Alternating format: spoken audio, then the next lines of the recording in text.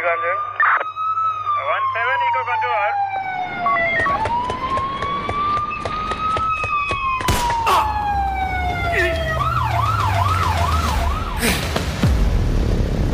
আধার রাতের শহরে ফিসফিসিয়ে চলে যাত্রা, শুধুই ঝুঁকি নেওয়ার রহস্যের ছলে।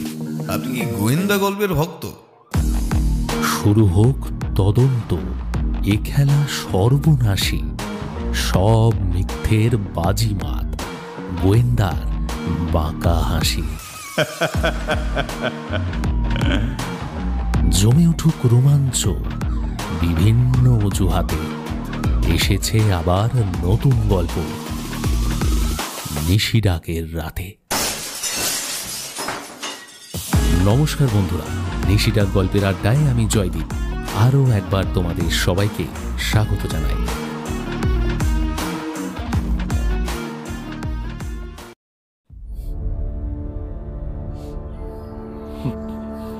না নন্দিনী, নন্দিনী, আমি কিন্তু তোমাকে ওয়ার্ন করছি, তুমি কিন্তু এরকম করতে পারো না। এমনটা কিন্তু তুমি করতে পারো না নন্দিনী। বাচ্চাটা আমার, ওটা আমার বাচ্চা, তুমি কিন্তু আমার থেকে ওকে কেড়ে নিতে পারো না।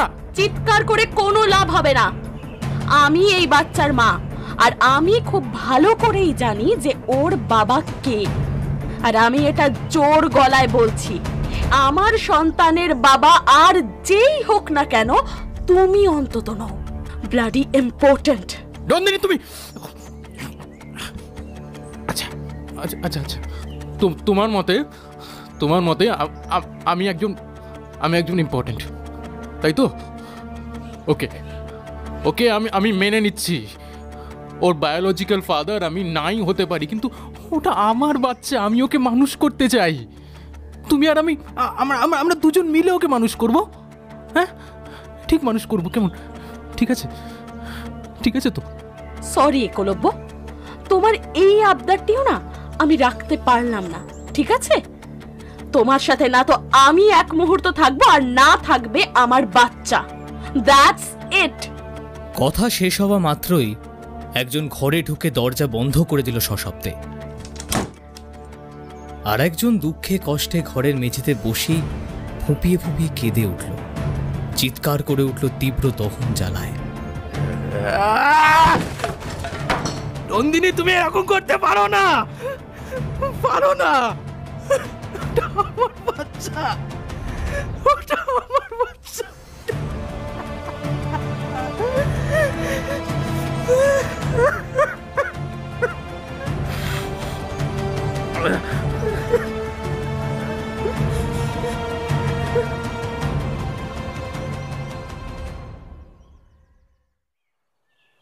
চোদ্দ বছরের দীপিকা মায়ের উপর রাগ করে বেছে নিয়েছে আত্মহত্যার পথ।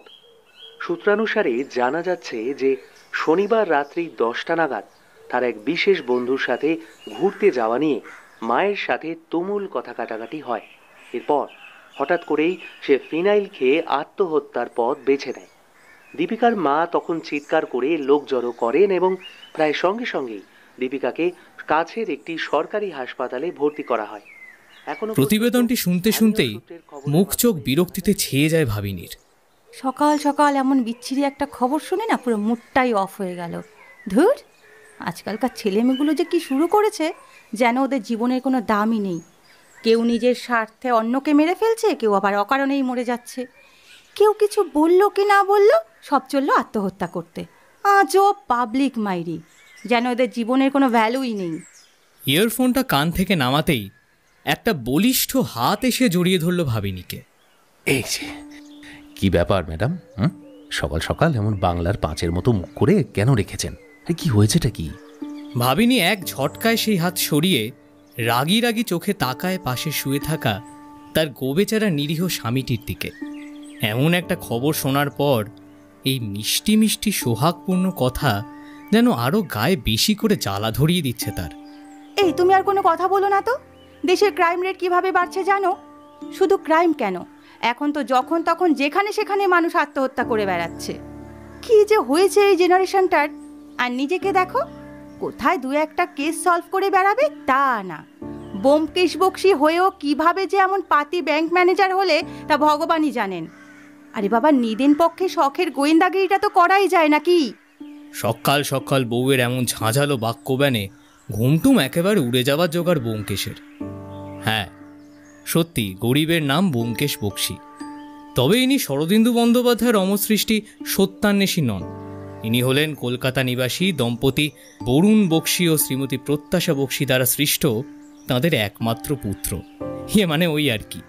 যাকে স্ত্রীর হঠাৎ এমন রাগের বহর দেখে খানিক ঘাবড়ে গেলেও কিছুক্ষণের মধ্যে নিজেকে সামলে নিল শ্রীমান ব্যোমকেশ বক্সী এবং ভাবিনীকে আরও একটু কাছে টেনে নাকে নাক ঘষে বললেন, আচ্ছা, তোমার আর মায়ের সমস্যাটা ঠিক কী বলো তো?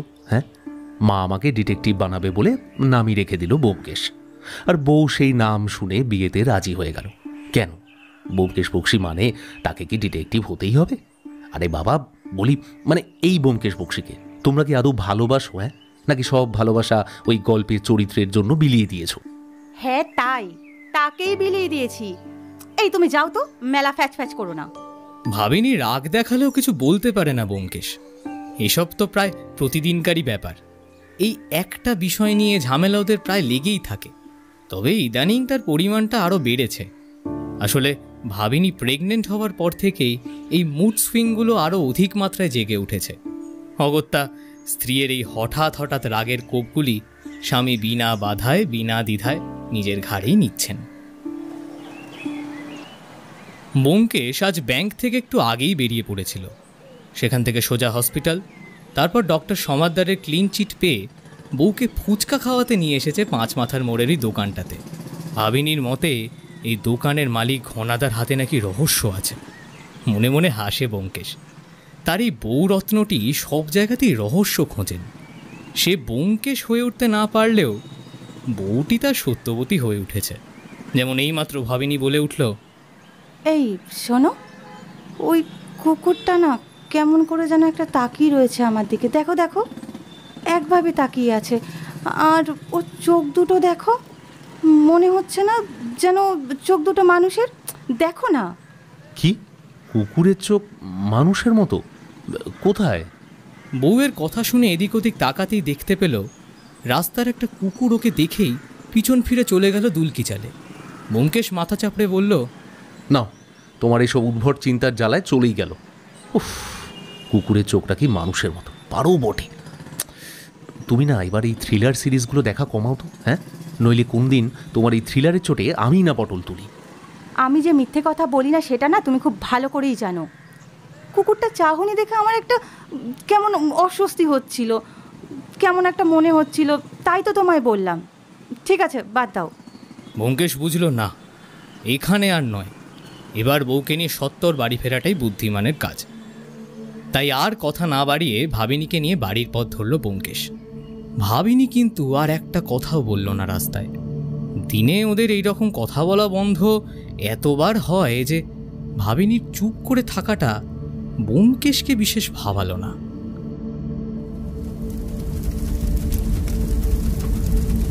Avidae fidei escolus. Avidae fidei escolus. Avidae fidei escolus. বদ্ধ ঘরের ভিতর একজন তার গুরু গম্ভীর গলায় উচ্চারণ করে চলেছে কোনো এক অজানা দেশের অজানা ভাষা।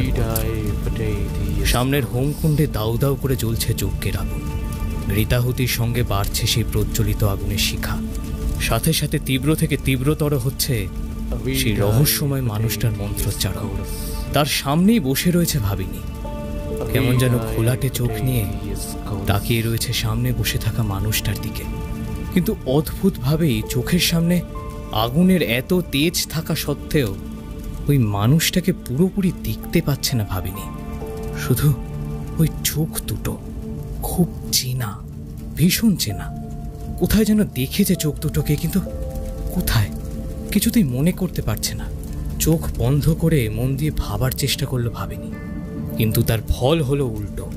ওর সামনে কিছুটা দূরত্বে বসে থাকা রহস্যময় ব্যক্তিটি হঠাৎ করে যেন খুব কাছে চলে এলো। ওর মুখের ওপর নিঃশ্বাস ফেলতে লাগলো আর ক্রমাগত বলতে লাগলো, এসো এসো, আমার কাছে এসো।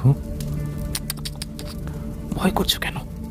এসো চোখ খুলতেই ভাবিনি দেখল সে চেনা চোখ দুটো, কিন্তু এখন তার সামনে আর লোকটা নেই। তার বদলে ওর উপর ঝুঁকে পড়ে রয়েছে মানুষের চোখওয়ালা একটা কুৎসিত আয়না, যার ঠোঁটের কষ পেয়ে গড়িয়ে পড়ছে তাজা রক্ত। ভাবিনীকে দেখে সে বিচ্ছিরিভাবে হাসছে আর বলছে, এসো এসো, আমার কাছে এসো, ভয় পেও না, এসো। ঘুমটা হঠাৎ ভেঙে গেল ভাবিনীর। চোখ খুলেই সে আগে চারপাশটা দেখল, কিন্তু পাশেই ব্যোমকেশকে অঘরে ঘুমোতে দেখে মনে মনে একটা দীর্ঘশ্বাস ফেলল। আচ্ছা, তার মানে আমি এতক্ষণ স্বপ্ন দেখছিলাম, কিন্তু এর মানেটা কি? আগে তো কখনো এরকম স্বপ্ন দেখিনি, তাহলে আজ হঠাৎ? যাক। অনেক ভেবেও এর কোনো কারণ খুঁজে পায় না ভাবিনি। ছোট থেকেই ডাকাবুকো মেয়ে নামে তার কুখ্যাতি ছিল পাড়ায়, তাই ভয় ডরটা সাধারণ মানুষের তুলনায় তার একটু কমই। সুনয়না দেবী অর্থাৎ ভাবিনীর মা তো আবার তার এক কাঠি উপরে ছিলেন। বলতেন বৃষরাশি জাতিকা মেয়ে তাঁর, তাই তেনার মেয়েকে ভয় পাওয়ানো অত সোজা নয়। সে রাশির জন্যই হোক কিংবা মনের জোরের জন্যই হোক, এইসব স্বপ্ন দেখে ভাবিনী আজও ভয় পায়নি। তবে কি একটা যেন কুঁড়ে কুঁড়ে খাচ্ছে তাকে। গাট ফিলিং বলছে কিছু তো আছেই। আর ঠিক সেই কারণেই ভাবিনীর মন জুড়ে জেগে উঠেছে একটা অদম্য কৌতূহল। ভাবিনীর নড়াচড়া অনুভব করেই ব্যোমকেশ বিছানায় উঠে বসল। বেডসাইডের টেবিল ল্যাম্পটা জ্বালিয়ে স্ত্রীর মাথায় সস্নেহে হাত বুলিয়ে বলল, কি গো বিনি, কষ্ট হচ্ছে?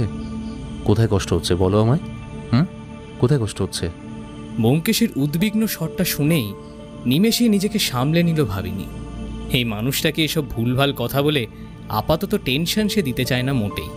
হয়তোবা বেশি স্ট্রেসের কারণ থেকে এসব ভুলভাল স্বপ্ন দেখছেও, কিন্তু লাখ টাকার প্রশ্ন হলো এই, ওর লাইফে তো কোনো সিভিয়ার স্ট্রেসও নেই। তাহলে রিল্যাক্স, আমার কোনো কষ্ট হচ্ছে না।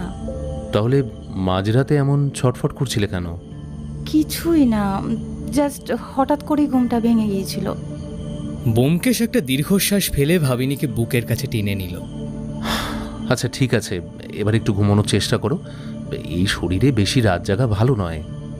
শুয়ে পড়ো। রাত বিরেতে আর কথা বাড়ালো না ভাবিনী, চুপচাপ বরের বুকে মুখ গুঁজে চোখ বুঝল।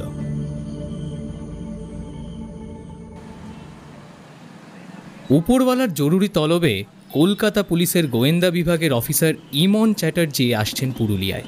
তার জন্যই স্টেশনে গাড়ি নিয়ে অপেক্ষা করছেন হাবিলদার কেশব মুর্মু।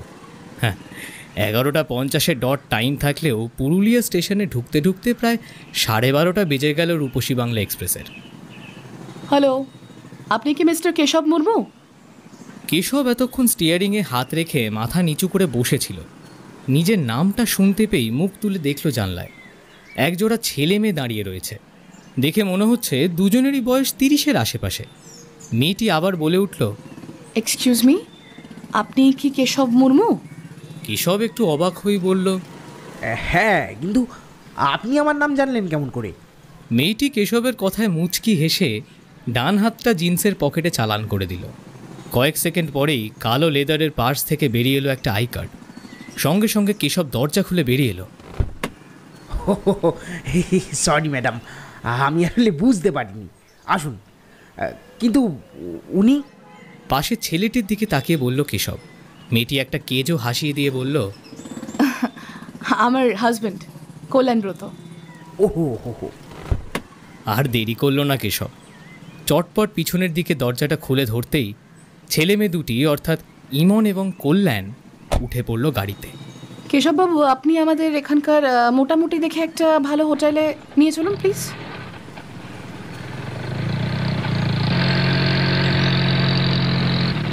কেশব ড্রাইভ করতে করতেই বলল, হোটেল কেন ম্যাডাম?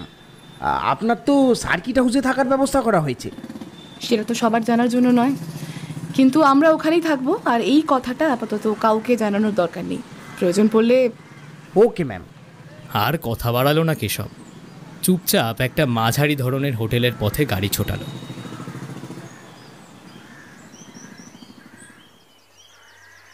তোয়ালে দিয়ে মুখ মুছতে মুছতে বাথরুম থেকে বেরিয়ে এলো ইমন। কেসটা কিভাবে সলভ করবে কিছু প্ল্যান করেছো? কল্যাণের প্রশ্নে মুচকি হাসল সে। দাঁড়াও, আগে কেসটা ভালো করে স্টাডি করতে হবে তো, তারপর তো প্ল্যানিং প্লটিং। এত তাড়াতাড়ি ধৈর্য হারালে কি করে চলবে ডাক্তার সাহেব? সবে তো কলির সন্ধে। কেস স্টাডি না করেই তুমি স্পটে চলে এসেছো, এই কথাটা ভগবান এসে বললেও আমি বিশ্বাস করব না। এক ফালি ছোট্ট বারান্দার রেলিংয়ে তোয়ালেটা মেলে দিয়ে এসে বিছানায় বসলো ইমন। বাহ, ডাক্তার সাহেব তো আমাকে ভালোই চিনেছেন দেখছি। আমি কিন্তু এইসব কথায় বলছি না, আমার উত্তর চাই। উফ ব্রত, অফিসিয়াল কেসের ব্যাপারে জেনে তুমি কি করবে শুনি? ছুটি কাটাতে এসছো, ভালো করে ছুটি কাটাও, গান টান গাও, ফালতু চিন্তা মাথায় নিয়ে লাভ আছে? চিন্তাটা মাথায় তুমি নিতে পারলে আমিও পারবো। এবার বলো।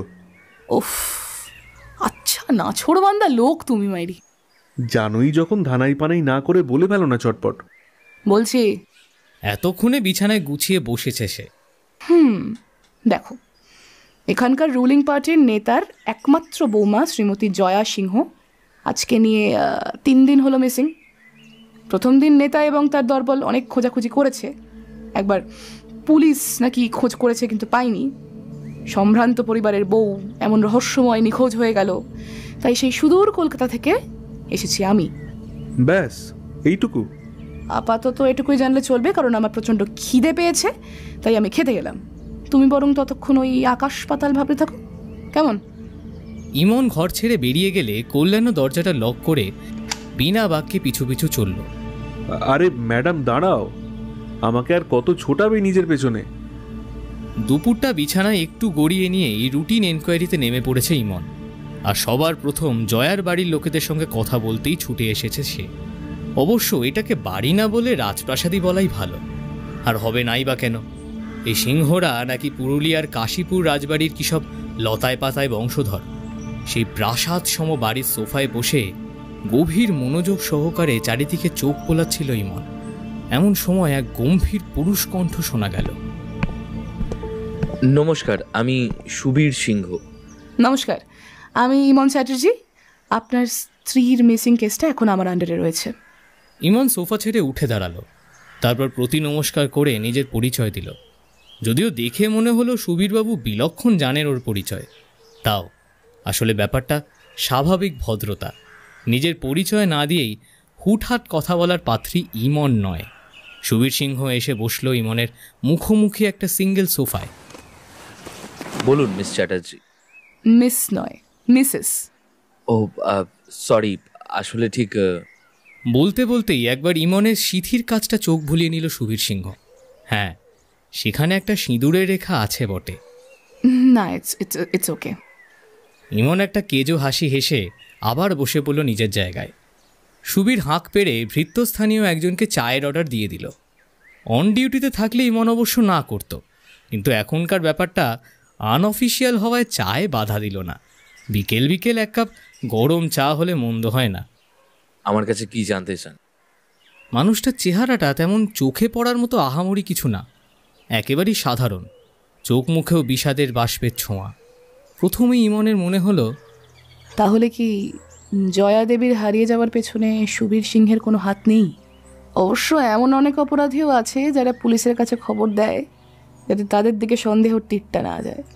আবার এমনও অপরাধী আছে যাদের মুখ দেখে প্রথমেই গোবেচারা দুঃখী মানুষ মনে হলেও ভেতরে ভেতরে তারা আলাদাই জিনিস। তাই কাউকেই সন্দেহর তালিকা থেকে বাদ দেওয়া যাবে না। প্রথম দর্শনে লোকটাকে তেমন রহস্যময় বলে মনে হলো না তার। এসব ভাবতে ভাবতেই কথা শুরু করলো ইমন। আচ্ছা, এই অসময়ে আপনাকে বিরক্ত করার জন্য আমি রিয়েলি সরি, তবুও করলাম। দেখুন, মহিলাদের যে কোনো সময় বিপদ ঘটে যেতে পারে, সেটা তো বলা যায় না। তাই চেষ্টা করব আপনার স্ত্রীকে যত তাড়াতাড়ি সম্ভব খুঁজে বের করার। কেমন? বউয়ের বিপদের কথাটা শুনতেই লোকটার মুখটা কেমন যেন ফ্যাকাশে হয়ে গেল আরো। আচ্ছা, একবার যদি পুরো ঘটনাটা আমাকে খুলে বলেন তাহলে ভালো হয়। কোনো কিছু বাদ দেবেন না। আপনার কাছে যেটা অপ্রয়োজনীয় সেটা কিন্তু আমাদের ইনভেস্টিগেশনে সাহায্য করতে পারে। কেমন? আপনার মুখ থেকে আমি কিন্তু পুরো ঘটনাটা বিচার করে দেখতে চাই একবার। আমি এখানকার এক সরকারি স্কুলের শিক্ষক, ইতিহাস পড়াই। আমি সেদিন স্কুল থেকে ফিরে আসার থেকেই লক্ষ্য করি জয়া অন্য দিনের তুলনায় বেশ চুপচাপ। এমনিতেও সে বেশি কথা বলতো এমনটা নয়, ভীষণ ইন্ট্রোভার্ট ছিল, তবে সেদিন যেন একটু অস্বাভাবিক রকমের চুপ ছিল। আমি ভেবেছিলাম হয়তো কিছু নিয়ে চিন্তায় আছে, পরে সময় বুঝে জিজ্ঞেস করে নেব, কিন্তু সেই সময়টাই আর পেলাম না। রাতে জিজ্ঞেস করতে গেলেও বলল খুব ঘুম পাচ্ছে, তাই আর কিছু বলিনি। তারপর দুজন ঘুমালাম একসাথে। পরের দিন সকালে জয়াকে আর পাওয়া গেল না কোথাও। সমস্ত আত্মীয় বন্ধু বান্ধবের সাথে যোগাযোগ করেছি, কিন্তু আমাদের বাড়ির পাহারাও যথেষ্ট কড়া, তাই কেউ কিডন্যাপ করলেও করলো কিভাবে, দারোয়ানরা পর্যন্ত বলছে কিছু তারা দেখেনি। উনি স্বেচ্ছায় চলে গেছেন হয়তো, তাই ফাঁক ফোকর দেখেই গেছেন। কিন্তু কেন? দেখুন, আমার বাবা যেই পদেই থাকুক না কেন, আমি খুব সাধারণভাবেই জীবনযাপন করি। শুধু এই বাড়িটাই যা বিলাসিতার প্রমাণ। জয়াও খুব সাধারণ পরিবারের মেয়ে। আমরা বিগত 5টা বছর একসাথে খুব ভালোই ছিলাম। তাহলে হঠাৎ এই প্রেগনেন্সির সময়... দাঁড়ান, কি বলেন? প্রেগনেন্সি? হ্যাঁ, জয়া প্রায় 3 মান্থস প্রেগনেন্ট। আচ্ছা, আপনি কি আগে জয়া দেবীর মধ্যে কিছু অস্বাভাবিক লক্ষ্য করেছেন? আপনার প্রতি কোনো রকমের অনীহা বা ধরুন অদ্ভুত ধরনের কোনো ব্যবহার? একদিনের মধ্যে তো কেউ বাড়ি ছাড়ার ডিসিশনটা নেয় না, তাই না? এটা হয়তো অনেক আগের পরিকল্পনা। উনি হয়তো আপনাকে এর ইঙ্গিত দিয়েছেন, আপনি বুঝতে পারেননি। তেমন কিছু তো... কথাগুলো শেষ না করেই বেশ খানিকক্ষণ ধরে ভাবতে লাগলো সুবীর। ততক্ষণে চা বিস্কুটের সঙ্গে নানান ধরনের স্ন্যাক্স টেবিলের ওপর সাজানো হয়ে গেছে। ইমন ওনাকে ভাবার সময় দিয়ে চায়ের কাপটা হাতে তুলে নিল। ইমনের চা তখন প্রায় শেষ। এমন সময় সুবীর খানিক ভ্রুকুটি করে বলল, বেশ কিছুদিন আগে জয়া একটা বিদঘুটে কথা বলেছিল আমায়। কি কথা? একদিন হঠাৎ বলল আমাদের বাড়ির পোষা টিয়া পাখিটার নাকি মানুষের মতন চোখ। এটা কি করে সম্ভব? টিয়া পাখির কখনো মানুষের মতো চোখ হয় বলে তো শুনিনি। এমন একটা কথা শুনে ইমন তো রীতিমতো হতবাক। ওটাই তো ম্যাডাম, আমিও জয়াকে সেটাই বলেছিলাম, কিন্তু ও কিছুতেই মানতে চাইছিল না। তারপর একসময় চুপ করে গেল, আর আমিও ওইসব নিয়ে আর মাথা না ঘামিয়ে নিজের স্টাডি রুমে চলে যাই। প্রায় ঘন্টাখানেক পর যখন ফিরে আসি, দেখি জয়া তখন কানে হাত চাপা দিয়ে বসে আছে। কি হয়েছে জিজ্ঞেস করতেই আমার দিকে কেমন করে যেন একটা তাকালো, বলল ওর নাকি কান বাজছে। তারপর একদিন দেখলাম টিয়াটাকে খাঁচা থেকে উড়িয়ে বলছে আর কোনোদিনও এখানে আসবি না। এই ঘটনার কোনো মানে আছে কি নেই তা আমি জানি না, তবে আপনি অস্বাভাবিকতার কথা বলায় এটাই মনে পড়ল। এখন ভেবে দেখলাম ওই দিনের পর থেকেই জয়া একটু বেশি চুপচাপ হয়ে গেছিল। তবে সময়ের কাজ সময় করতো বলে অতটা হয়তো নজরে আসেনি। কিন্তু যেদিন হারিয়ে গেল সেদিন আমার সাথে একটা কথাও বলেনি। সারাদিন যন্ত্রের মতো কাজ করেছে। আর তারপর আর বলতে পারছিল না সুবীর। তার গলার আর্দ্রতা ইমনও টের পেল, তাই আর কথা বাড়ালো না। আমি আমার সাধ্যমতো চেষ্টা করব মিস্টার সিংহ, আপনি নিজেকে শক্ত করুন প্লিজ। বেশ, আজ আসি, তবে পরে দরকার পড়লে কিন্তু আবারও আসব। সুবীর সিংহ সম্মতি জানিয়ে মাথা নাড়ল বটে, তবে কথা বলতে পারল না।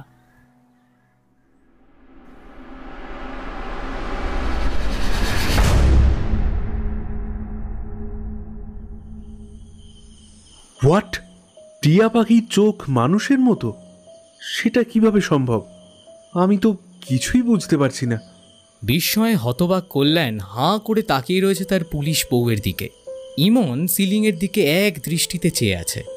বলল, সেটা তো আমিও বুঝতে পারছি না ব্রত। একজন সুস্থ স্বাভাবিক মানুষ এমন একটা কথা হঠাৎ কেনই বা বলবে?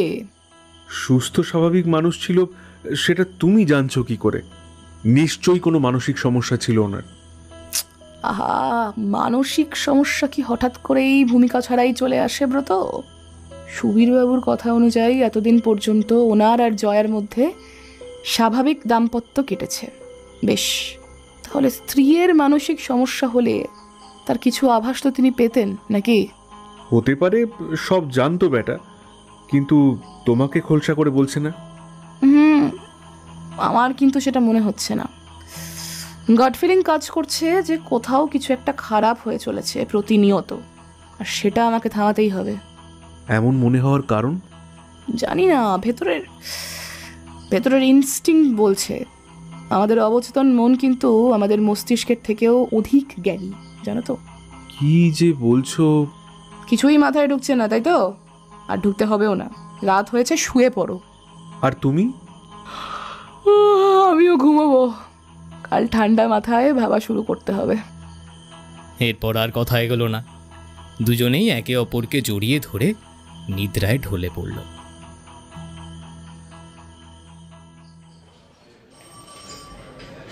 এক্সকিউজ মি, এই যে শুনছেন? বার কয়েক ডাকাডাকিতে পুলিশ অফিসারটি ঢুলু ঢুলু চোখে মাথা তুললেন টেবিল থেকে। সামনেই জিন্স শার্ট পরা একটা মেয়ে দাঁড়িয়ে রয়েছে। সঙ্গে সঙ্গে বিরক্তিতে মুখটা কুঁচকে উঠল পুলিশবাবুর। কি চাই? সকাল সকাল মন্দির টন্দির না গিয়ে পুলিশ স্টেশনে কেন বাবু? খেঁকিয়ে ওঠেন তিনি। কাঁচা ঘুম ভেঙেছে কিনা, রাগ তো হবেই। বড়বাবু আছেন? কেন, কি দরকার? দেখুন, দরকারটা তো আমি তাকেই বলবো। বসে থাকুন, কখন দেখা হবে বলতে পারছি না। রেস্ট নিচ্ছেন কেবিন? কিন্তু এখন তো যান তো যান, বসতে হয় বসুন, না হলে যান এখান থেকে। সকাল সকাল মাথা খারাপ করতে চলেছে। ব্যাস, এইটুকু বলেই পুলিশবাবু আবারও দিবানিদ্রায় ঢলে পড়লেন। মন্ত্রটা শোনা এখন যেন একটা রোজকার রুটিন হয়ে গেছে ভাবিনীর। তার উপর রাতে ঘুমের চোখে আরো অনেক অদ্ভুত অদ্ভুত স্বপ্ন আসে। তবে এ ব্যাপারে ব্যোমকেশকে সে কিছুই জানায়নি। এমনিতেই মানুষটা একটু ভীতু প্রকৃতির, তার উপরে বেচারাকে আর বেকার চাপ দেয়নিও। তবে মনে মনে ভাবিনী দারুণ রকমের একটা কৌতূহল অনুভব করে। ওর সাথে তো আগে এমনটা কখনো হয়নি, তাহলে এখন কেন হচ্ছে? সেটা জানার আগ্রহটাই দিন দিন আরো প্রবল আকার নিচ্ছে তার মনে। ব্যোমকেশ অবশ্য এখন অবধি এই বিষয়ে কিছু জানে না যে তার স্ত্রী রীতিমতো গোয়েন্দা হয়ে উঠেছেন। ব্যোমকেশ কাজে বেরিয়ে যাওয়ার পর প্রতিটা দিন ভাবিনী একা একা বসেই নিজের মনে ভাবে, আচ্ছা তবে কি কোনো সাইকোলজিক্যাল সমস্যা দেখা দিল? কিন্তু সেটাই বা এরকম অদ্ভুত কেন? শত চেষ্টা করেও এসবের কোনো উত্তর সে পায়নি। অনেক ভেবে চিনতে শেষে একটা সিদ্ধান্ত নিয়েই ফেলল ভাবিনী। ব্যোমকেশকে না জানিয়ে ডক্টর সমাদ্দারের একটা অ্যাপয়েন্টমেন্ট করিয়ে নিল নিজের নামে। উনিই ভাবিনীর গাইনোকোলজিস্ট। যদি সত্যিই তার কোনো সাইকোলজিক্যাল সমস্যা হয়ে থাকে তাহলে নিশ্চয়ই ডক্টর সমাদ্দার কোনো একটা ব্যবস্থা করে দেবেন। সেই পরিকল্পনাটি আজ প্রাণ পেতে চলেছে। ব্যোমকেশ অফিস বেরিয়ে যাওয়ার পরেই ভাবিনীও বেরিয়ে পড়ে বাড়ি থেকে। একটা টোটো ধরে সোজা পুরুলিয়া সদর হাসপাতালে চলে যায়। মিনিট 20 অপেক্ষা করার পর ভাবিনীর ডাক আসে। ভিতরে যায়। সাবধানে ডাক্তারের চেম্বারে ঢুকে পড়ে সে। ডক্টর সমাদ্দার হাসি মুখেই ভাবিনীকে বসতে ইশারা করে। তারপর কিছুটা অবাক হয়েই বলে, কদিন আগেই তো হাজবেন্ডের সাথে এসেছিলেন চেক আপ করাতে, তারপরের ডেটের আগে আবার এনিথিং রং? ভাবিনী প্রথমে নিজেকে একটু গুছিয়ে নেয়, তারপর বলে, অ্যাকচুয়ালি ডক্টর একটা সমস্যা তো হয়েছে, তবে সেটা না আমি ঠিক বুঝতে পারছি না। ওকে, বলুন কি প্রবলেম? আসলে ডাক্তারবাবু, আপনার কাছ থেকে চেক আপ করিয়ে ফেরবার পর থেকেই আমার সাথে না কেমন অদ্ভুত সব ঘটনা ঘটছে, কিন্তু তার কোনো ব্যাখ্যাই আমি খুঁজে পাচ্ছি না। এতটা বলে একটু থামলো ভাবিনী। তারপর সবিস্তারে সব ঘটনা বলতে লাগলো। সেই মানুষের মতো কুকুরের চোখ, রাতের বেলার অদ্ভুত সব স্বপ্ন, সেই স্বপ্নে আবার অন্য কোনো বিদেশি ভাষায় মন্ত্রোচ্চারণ, সবটা এক নিঃশ্বাসে বলে থামলো ভাবিনী। ডাক্তারবাবু এতক্ষণ হাঁ করে তার পেশেন্টের সব কথা শুনছিলেন, আর যতই শুনছিলেন ততই অবাক হয়ে যাচ্ছিলেন। এটা কোনো সমস্যা? এমন সমস্যার কথা বাপের জন্মেও তো তিনি শোনেননি। সব শোনার পরে ডক্টর সমাদ্দার অদ্ভুত চোখে ভাবিনীর দিকে তাকিয়ে জিজ্ঞাসা করেন, আচ্ছা আপনার নামটা? আমি ভাবিনী বক্সি। হ্যাঁ, তো মিসেস বক্সি, আপনি রিসেন্টলি খুব ভূত টুতের সিনেমা দেখছেন কি? না তো, কিন্তু কেন বলুন তো? আর এসবের সাথে আমার ভূতের সিনেমা দেখার কি সম্পর্ক? ম্যাডাম, সম্পর্ক এই যে ভূতের সিনেমা দেখে অনেকেই এমন অনেক কিছু ইম্যাজিন করতে থাকে তাদের সাবকনশিয়াস মাইন্ডে। আপনার ক্ষেত্রে হয়তো তাই হয়েছে। কিন্তু আমি ঠিক কতদিন আগে ভূতের সিনেমা দেখেছিলাম আমার তো সেটাই মনে নেই। আই থিঙ্ক সম্প্রতিকালে না হলেও, কিন্তু আগের কোনো কিছুর ছাপ তো আপনার অবচেতন মনে রয়ে যেতেই পারে, তাই কি? সেটাই হয়তো দুর্বল মনে ফিরে আসছে বারবার, আর দ্যাটস ওয়াই আপনি উল্টোপাল্টা জিনিস দেখছেন। উত্তরটা ভাবেনি ঠিক মনোপুত হলো না, তবুও জিজ্ঞাসা করলো, আচ্ছা তাহলে আপনি বলুন আমায় কি করতে হবে? আচ্ছা, এসব কথা কি আপনার হাজব্যান্ড জানে? না, ওকে আমি জানাইনি। ওকে, শুনুন, আমার মতে আপনি এসব নিয়ে বেশি ভাবতে যাবেন না, কারণ যত ভাববেন ততই ভাবনাটা আপনার মাথায় চেপে বসবে। এতে আপনার অনাগত সন্তানের ওপর একটা খারাপ এফেক্ট পড়তে পারে আই গেস, যা কিন্তু আমি একেবারেই চাই না। তার চেয়ে বরং আপনি একটু রিল্যাক্স থাকুন, এসব ভুলে নিজের সন্তানের কথা একটু চিন্তা করুন। মনে রাখবেন, এই অবস্থায় কোনো স্ট্রেস রিলিফ মেডিসিন কিন্তু আপনার খাওয়া চলবে না। আপনি এই স্পঞ্জ বলটা নিয়ে নিন, সবসময় কাছে রাখবেন, আর যখনই স্ট্রেস ফিল করবেন চোখ বন্ধ করে জাস্ট এটাকে তালুতে চেপে ধরে অন্য কিছু চিন্তা করার চেষ্টা করবেন। আই গেস তাতে স্বস্তি পাবেন আপনি। একটা হলুদ রঙের স্মাইলিওয়ালা স্পঞ্জের বল এগিয়ে দিলেন ডক্টর সমাদ্দার। এরকম আরও গোটা দশেক বল ওনার টেবিলের সামনেই একটা কাঁচের বোলে সবসময় রাখা থাকে, তার মধ্যে থেকেই একটা দিলেন তাকে। বলটা হাতের মুঠোয় চেপে কিছুটা মনক্ষুণ্ণ হয়ে চেয়ার ছেড়ে উঠে দাঁড়ালো ভাবিনি। অবশ্য সে তো মনে মনে জানতই এটা হবে। কোনো বিজ্ঞান মনস্ক মানুষের ক্ষেত্রে এসব আজগুবি গালগল্প বিশ্বাস করা তো খুব চাপের ব্যাপার। তাও যে কেন এসছিল সে কে জানে।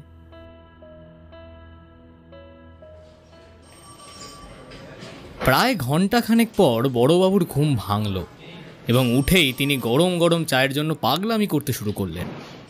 কে আছিস? চাটা দিয়ে যা। ভিতর থেকে বড়বাবুর হাঁক ডাকে পুলিশ স্টেশনের ছোটবাবুর ঘুম গেল চটকে। তিনিও একটা বিরাট হাই তুলে দেখলেন সামনে তখনও সেই মেয়েটি স্থির নিশ্চল হয়ে বসে আছে। নাক মুখ কুঁচকে ওঠে ছোটবাবুর। ঘাড় চুলকোতে চুলকোতে বাইরে চায়ের দোকানে দুটো মশলা চা অর্ডার দিয়ে ভিতরের দিকে পা বানান তিনি। বড়বাবু তখন সদ্য একটা রাম হাই তুলে আড়মোড়া ভাঙছেন। কি বড়ুয়া, চা বলেছো? হ্যাঁ স্যার, এখনই এসে যাবে।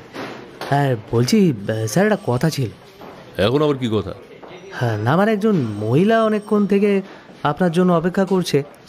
আমি এতক্ষণ রেস্ট নিচ্ছিলেন বলে পাঠাইনি, বাইরেই বসে আছে। মহিলা? আচ্ছা পাঠাও দেখি, কার আবার কি দরকার পড়লো। Okay sir. এই যে যান, বড়বাবু ডাকছেন আপনাকে। মেয়েটি এবার বেঞ্চ ছেড়ে উঠে দাঁড়ালো, তারপর গটগট করে এগিয়ে গেল বড়বাবুর কেবিনের দিকে। বলুন, সকাল সকাল কি দরকার? কি আমার ঘড়িতে তো 12টাই বাজতে যায়, কে জানে ভুলভাল টাইম দেখাচ্ছে হয়তো। যাই হোক, নিজের পরিচয়টা দিয়ে আগে। আমি ইমন চ্যাটার্জি, IPS লালবাজার, কলকাতা থেকে আসছি। সঙ্গে সঙ্গে থানার বড়বাবু চেয়ার ছেড়ে উঠে দাঁড়ালেন। ও ম্যাডাম, আপনি আপনি হঠাৎ আগে বলবেন তো। ইমন এবার চকিতে দেখে নিল লোকটাকে, তারপর নির্বিকার সুরে বলল, নিজের ক্ষমতার অপপ্রয়োগ করতে আসেনি আমি। যাকে মিস্টার সুবিনয় সিংহর বৌমার মিসিং ফাইলটা দিন। ফাইল মানে? আপনারা আদেও মানুষটাকে খুঁজছেন তো? হ্যাঁ হ্যাঁ ম্যাডাম, আমি কিন্তু আমি পাইনি। ইমনের আর কিছু বলার আগেই হুড়মুড় করে আরও জনা কয়েক লোক ঢুকে পড়ল কেবিনে। তার মধ্যে সাদা পাঞ্জাবি পাজামা পরা একটা লোক বিনা অনুমতিতেই চেয়ার টেনে বসে পড়ল। ইমনের ততক্ষণে যা বোঝার বোঝা হয়ে গেছে। নেতাবাবু শ্রী সুবিনয় সিংহ এসেছেন এই কড়া রোদের দুপুরে শুধুমাত্র ইমনের সঙ্গে দেখা করবেন বলে। কিন্তু ইনি জানলেন কি করে যে এই সময় তাকে এখানে পাওয়া যাবে? সেসব ভাবার আর সময় পেল না ইমন। তার আগেই লোকটা শুরু করেছে বেদম হম্বিতম্বি। বড়বাবু আরও তটস্থ হয়ে বললেন, আপনি এখন? আমি কোথায় কখন যাব সেটা নিশ্চয়ই তোমার কাছে জানতে হবে না অফিসার। না না, তা কেন? আমি আসলে ঠিক ওভাবে বলতে চাইনি। আসল নকলে জানতে চাই না, কাজটা কত দূর সেটা জানতে পারলেই চলবে। স্যার, উনি কলকাতার গোয়েন্দা বিভাগ থেকে এসেছেন। জয়া দেবীর মিসিং কেসটা নিয়ে তদন্ত করতে। ইমনের দিকে আঙুল দেখালেন বড়বাবু। সুবিনয়বাবু ইমনের পা থেকে মাথা অবধি বার কয়েক জরিপ করে ঠোঁট বেঁকালেন। মেয়ে ছেলে ঠিকঠিকই, কেন ছেলে ছোকরা কেউ ছিল না নাকি? এইরকম হাজার কথা তাকে শুনতে হয় যখন তখন, একেবারে অভ্যস্ত হয়ে গেছে এতদিনে। তাই রাগ না দেখিয়ে আর শক্তিক্ষয় না করে বরঞ্চ শান্ত গলায় ইমন বলল, ছেলে ছোকরা থাকতেও মেয়ে ছেলেকে কেন পাঠানো হয়েছে সেটা তো আপনি যেখানে সুপারিশ করেছিলেন সেখানে জিজ্ঞেস করলেই উত্তর পেয়ে যাবেন স্যার। সুবিনয় সিংহ আর তর্কে জড়ালেন না, সোজাসুজি বললেন, দেখুন, আমার অনাগত বংশের প্রদীপকে তাড়াতাড়ি খুঁজে পেলেই আমার চলবে। কে খুঁজলো আমার জানার দরকার নেই। আমি যথাসাধ্য চেষ্টা করছি। চেষ্টা ফেষ্টা আমি বুঝি না, আমি শুধু রেজাল্ট বুঝি, রেজাল্ট। যত তাড়াতাড়ি সম্ভব আমার বংশের প্রদীপকে ফিরিয়ে এনে দেবেন আপনি। নমস্কার, চলি। ইমনকে আর কোনো বাক্যালাপের সুযোগ না দিয়ে নেতাবাবু গটগটি হেঁটে চলে গেলেন কেবিন ছেড়ে।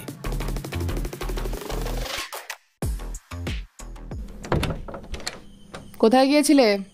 তুমি তো আমার সাথে করে নিয়ে গেলে না, তাই নিজেই আশপাশটা একটু ঘুরে এলাম। ক্যামেরাটা গলা থেকে নামাতে নামাতেই বলল কল্যাণ। অদ্ভুত কথা বলো তুমি।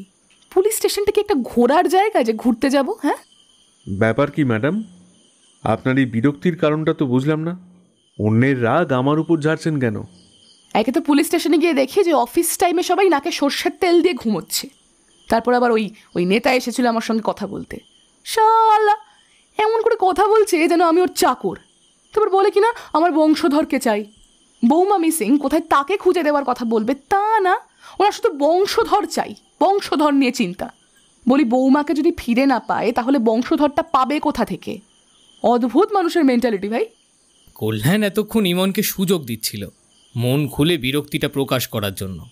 এবার এগিয়ে এসে ওর পাশে বসল, বলল, বুঝলাম তো, এই কারণে ম্যাডামের রাগ হয়েছে।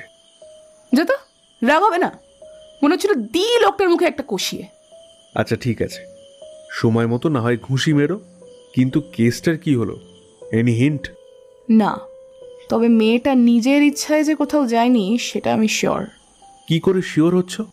ফেরার আগে সুবীরবাবুর স্কুলে গিয়েছিলাম কটা কথা জানতে। কি কথা? এই জয়াদেবী মিসিং হওয়ার সাথে সাথে তার বাড়ির অন্য কিছু মিসিং হয়েছে কিনা বৃত্তান্ত। প্রথমটাই চোখ মুখ দেখে মনে হলো সুবীরবাবু বেশ রেগে গেলেন। তারপর শান্ত হয়ে বললেন যে মেয়েটা নাকি কিছুই নিয়ে যায়নি, টাকা পয়সা, সোনাদানা, জামা কাপড়, দরকারি ডকুমেন্টস, এমনকি ওই নিজের মোবাইল ফোনটাও নিয়ে যায়নি। হতেই তো পারে পরিবারের লোকের কাছ থেকে দুঃখ পেয়ে বাড়ি ছেড়েছে, তাই কিচ্ছু নিয়ে যায়নি। এই আজকাল কি তুমি ওই ছেঁদো মার্কা সিরিয়ালগুলো দেখছো নাকি?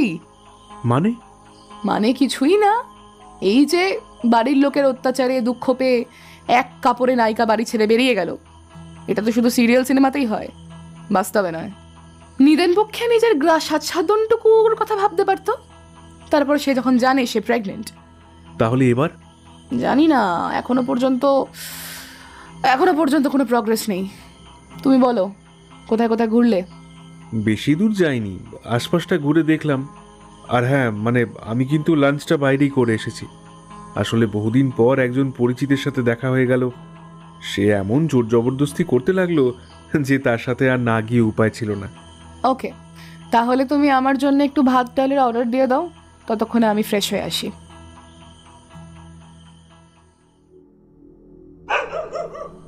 অন্ধকার রাস্তায় দাঁড়িয়ে এদিক ওদিক দেখছে ভাবিনি, চোখে মুখে একরাশ চিন্তা, বোধহয় কারোর জন্য অপেক্ষা করছে। মিনিট দুয়েক পরেই একটা ছায়ামূর্তি এগিয়ে আসে তার দিকে। ধীরে ধীরে স্ট্রিট ল্যাম্পের আলোয় ছায়ামূর্তির মুখটা পরিষ্কার হয়ে আসে। ব্যোমকেশ। ভাবিনীর সামনে দাঁড়িয়ে রয়েছে ওর স্বামী ব্যোমকেশী। তৎক্ষণাৎ হাসি ফুটে ওঠে ওর মুখে। ব্যোমকেশ এগিয়ে এসে ওর হাতটা ধরে হাঁটতে শুরু করে, কোনো কথা বলে না। প্রথম কেমন একটা অস্বস্তি হলেও ওসব চিন্তা দূর করে চুপচাপ স্বামীর পদাঙ্ক অনুসরণ করতে ব্যস্ত হয়ে পড়ে ভাবিনী। আস্তে আস্তে এক গভীর অন্ধকার গুহায় যেন হারিয়ে যেতে থাকে। পরের দিন সকালে পুলিশ স্টেশনের চিত্রটা একটু অন্য রূপে ধরা পড়ল ইমনের চোখে। আজ আর কেউ ঘুমের আমেজে নেই, সবাই একেবারে যাকে বলে শিরদাঁড়া সোজা করে বসে আছে। আগের দিনের ঝটকাটা ভালোই লেগেছে তার মানে। মনে মনে হাসল ইমন। কিন্তু যেই কারণে আজ আবার এখানে আসা সেটা ভাবতেই চোখ মুখ গম্ভীর হয়ে গেল ইমনের। সবে ইমন তখন ব্রেকফাস্ট সেরে কেসটার এক একটা গুরুত্বপূর্ণ পয়েন্ট টুকে নিচ্ছিল নিজের পুচকে ডায়েরিটাতে। হঠাৎই একজন হোটেলের কর্মচারী এসে বলে তার জন্য নাকি একটা কল এসেছে, তাও আবার হোটেলের ল্যান্ডলাইনে। কলটা রিসিভ করতেই ওপাশ থেকে থানার বড়বাবুর গলা ভেসে আসে, আর তার কথাগুলো শুনে ইমন যত তাড়াতাড়ি সম্ভব ছুটে এসেছে থানায়। আসতে পারি? হ্যাঁ হ্যাঁ ম্যাডাম, আসুন আসুন, আপনার জন্য অপেক্ষা করছিলাম। বড়বাবু উঠে দাঁড়ালেন। সামনের চেয়ার ছেড়ে আরও একটা শুষ্ক মুখের মানুষও উঠে দাঁড়ালো। ইমন বসলে দুজনেই আবার নিজের চেয়ারে বসে পড়ল। বড়বাবুই শুরু করলেন। ইনি ব্যোমকেশ বক্সী, যার কথা আমি আপনাকে বলছিলাম। লোকটার নাম শুনে ভ্রু দুটো খানিকটা কুঁচকে উঠলেও মুহূর্তের মধ্যে নিজেকে সামলে নেয় ইমন। পাশের মানুষটি এখন অত্যধিক বিমর্ষ। এ সময় তো হাসি ঠাট্টা চলে না। বলুন মিস্টার বক্সী। ইমনের কথায় ওর দিকে চোখ তুলে তাকায় ব্যোমকেশ। তারপর আস্তে আস্তে বলতে শুরু করে। আমার ওয়াইফ ভাবিনি, কাল রাত থেকে ওকে খুঁজে পাচ্ছি না। আমাকে না বলে না কোথাও যাওয়ার মেয়ে সে নয়, তার উপর মেয়েটা প্রেগনেন্ট। আর এখানে আমাদের কোনো রিলেটিভও থাকে না যে তাদের বাড়িতে গিয়ে খোঁজ করব, আর কারোর সাথে আমার কোনো শত্রুতাও নেই। আমি না ম্যাডাম কিচ্ছু বুঝতে পারছি না, বিশ্বাস করুন। আচ্ছা, রাতে উনি বাড়ি ছিলেন না তার মানে, তাই তো? না না, রাতে তো আমার সাথেই ঘুমিয়েছিল। আসলে প্রেগনেন্ট হওয়ার পর থেকে রাতে আমি সজাগই থাকি, মানে কখন কি দরকার লাগে রাত বিরেতে, সেই জন্য। কিন্তু কাল কি হলো জানি না, আমি না মানে একটা সময় খুব গভীর ঘুমে তলিয়ে গিয়েছিলাম। মনে হচ্ছিল জোর করে কেউ ঘুম পাড়িয়ে রেখেছে আমাকে। ঘুমিয়ে ঘুমিয়ে বুঝতে পারছিলাম আমি, মানে অদ্ভুত। ঘণ্টাখানে কেমন চলার পর আবার সব নর্মাল হয়ে যায়। আর চোখ খুলে দেখি ভাবিনি আমার পাশে নেই। রাত তখন প্রায় 3টে বাজে। সারা বাড়িতে খুঁজলাম, মানে কোনো লাভ হলো না। তারপর দেখি আমাদের বাড়ির সদর দরজাটা হাট করে খোলা। ওই রাতের বেলাতেই প্রতিবেশীদের অনেককে জানিয়ে খোঁজাখুঁজি করেছি চারিদিকে। এত লোককে জিজ্ঞাসা করলাম, ফোনে ফটো দেখালাম, কিন্তু একটা প্রেগনেন্ট মেয়ে সে কেন রাত 3টের সময় বাড়ি ছেড়ে বেরিয়ে যাবে বলুন তো? হ্যাঁ, আমার মাথাটা জাস্ট কাজ করছে না ম্যাডাম। কিন্তু 24 ঘন্টা পেরোনোর আগে তো মিসিং কেস ফাইল হয় না মিস্টার বক্সী। ব্যোমকেশের অসহায় মুখটা আরও অন্ধকারে ডুবে গেল, যেন মাথাটা নুইয়ে গেল একেবারে। ইমন কিছুক্ষণ ওর দিকে তাকিয়ে প্রশ্ন করল, আচ্ছা, আপনি কি শিওর যে আপনার স্ত্রী নিজে থেকে চলে যেতে পারে না? ম্যাডাম বলছি, ভাবিনীর সঙ্গে আমার কিন্তু রিলেশন খুব স্বাভাবিক, মানে বলতে গেলে একেবারে ওয়েল রানিং। তাহলে কেন সে আমাকে ছেড়ে চলে যাবে এরকমভাবে মাঝরাতে? আর তাছাড়া ওর সাথে আমার কোনো ঝগড়াঝাটিও হয়নি কোনো দিন। তাহলে আপনার কথা অনুযায়ী যদি সে নিজেই চলে গিয়ে থাকে, তাহলে এগুলোর অ্যান্সার কি ম্যান অফিসার? আমি কিছু বুঝতে পারছি না। এক টানা কথাগুলো বলে একটু থামল ব্যোমকেশ। তারপর আবারও ইমনের সামনে হাত জোর করে বলল, ম্যাডাম দেখুন, আমি নিশ্চিত আমার বিনির কোনো বিপদ হয়েছে। বিশ্বাস করুন, ও আমাকে ছেড়ে দেওয়ার মতো মেয়ে নয়। প্লিজ আপনারা ওকে খুঁজে দিন, প্লিজ প্লিজ আমাকে হেল্প করুন একটু, প্লিজ। এবারে বলতে বলতেই কান্নায় একেবারে ভেঙে পড়ল ব্যোমকেশ। এতটা অসহায় ও নিজেকে কোনোদিনও লাগেনি। ইমন এবার একটু নড়ে চড়ে বসল। আচ্ছা আচ্ছা, শান্ত হন mister Bakshi, please calm down. আমি জাস্ট যাচাই করছিলাম আপনাকে, দ্যাটস ইট। ব্যোমকেশ ভেজা চোখে অবাক হয়ে তাকায় সামনের বসে থাকা মেয়েটার দিকে। ইমন কিছুটা সান্ত্বনার স্বরেই বলে ওঠে, দেখুন মিস্টার বক্সী, আমি এখানকার ইনচার্জ নই। একটা স্পেশাল কেস নিয়ে আমি এখানে এসেছি শুধুমাত্র, that's it.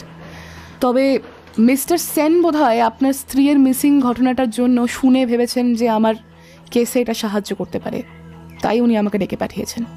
K mister Sen, তাই তো? হ্যাঁ ম্যাডাম, বলুন।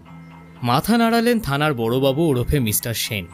ব্যোমকেশ এখনও চুপ করে বসে আছে দেখে ইমন আবার বলে ওঠে, আপনার স্ত্রী সন্তানকে আপনার কাছে ফিরিয়ে দেওয়ার আমি আপ্রাণ চেষ্টা করব মিস্টার বক্সী, তবে তার জন্য আপনার সম্পূর্ণ সহায়তার প্রয়োজন আছে আমার। কেমন? আমি রাজি ম্যাডাম। আপনি বলুন কি করতে হবে আমাকে। আপনি যা বলবেন আমি সব করতে রাজি, শুধু আমার বিনিকে আপনি খুঁজে দিন প্লিজ ম্যাডাম। ইমন এবার চেয়ার ছেড়ে উঠে দাঁড়ালো শটান।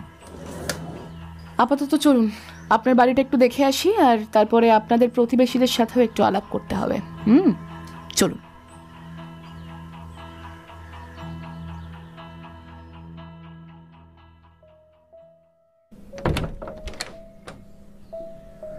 আচ্ছা, আপনারা কদিন হলো এখানে এসেছেন? ব্যোমকেশদের ভাড়া বাড়ির চারিদিকে চোখ বোলাতে বোলাতে প্রশ্ন করলো ইমন। আমরা এসেছি 1 বছরও হয়নি। আপনি কি করেন, মানে পেশা? আমি একটা ওই বেসরকারি ব্যাংকের ম্যানেজার। মাস 6 আগে আমার বদলি হয়, তখনই ভাবিনীকে নিয়ে চলে আসি এখানে। আর আপনাদের বিয়ের বয়স কত? কোর্টশিপের 1 বছর মিলিয়ে ওই 3 পূর্ণ হয়েছে, এই 1.5 মাস হলো। আচ্ছা। ইমন ঘরে চারিদিকে চোখ বুলিয়ে বুলিয়ে দেখছে। সাধারণ গৃহস্থালির চিহ্ন ছাড়া বিশেষ কিছুই চোখে পড়ার মতো নেই। একতলা ছোট্ট একটা বাড়ি। সদর দরজা দিয়ে ঢুকেই ডান হাতে শেষ মাথায় ওপেন কিচেন, তার কিছুটা আগেই একটা ছোট্ট গোল ডাইনিং টেবিল। বাম হাতে কিছুটা এগোলে বন্ধ 3টে দরজা, 2টো শোয়ার ঘরের, একটা বাথরুমের। তার একটু আগে একটা লম্বা কাঠের বেঞ্চ রাখা, আর ডান বামের একদম মাঝখান দিয়ে উঠে গেছে ছাদে যাওয়ার সিঁড়ি। আচ্ছা, আমার একটা কথা বলুন, সুবীর সিংহ বা জয়া সিংহ এই নামগুলো চেনেন? এই নামে তো কাউকে চিনি বলে মনে পড়ছে না। না, আমি ঠিক। আচ্ছা, আপনাদের বাড়িওয়ালা কোথায় থাকেন? উনি তো এখানে থাকেন না।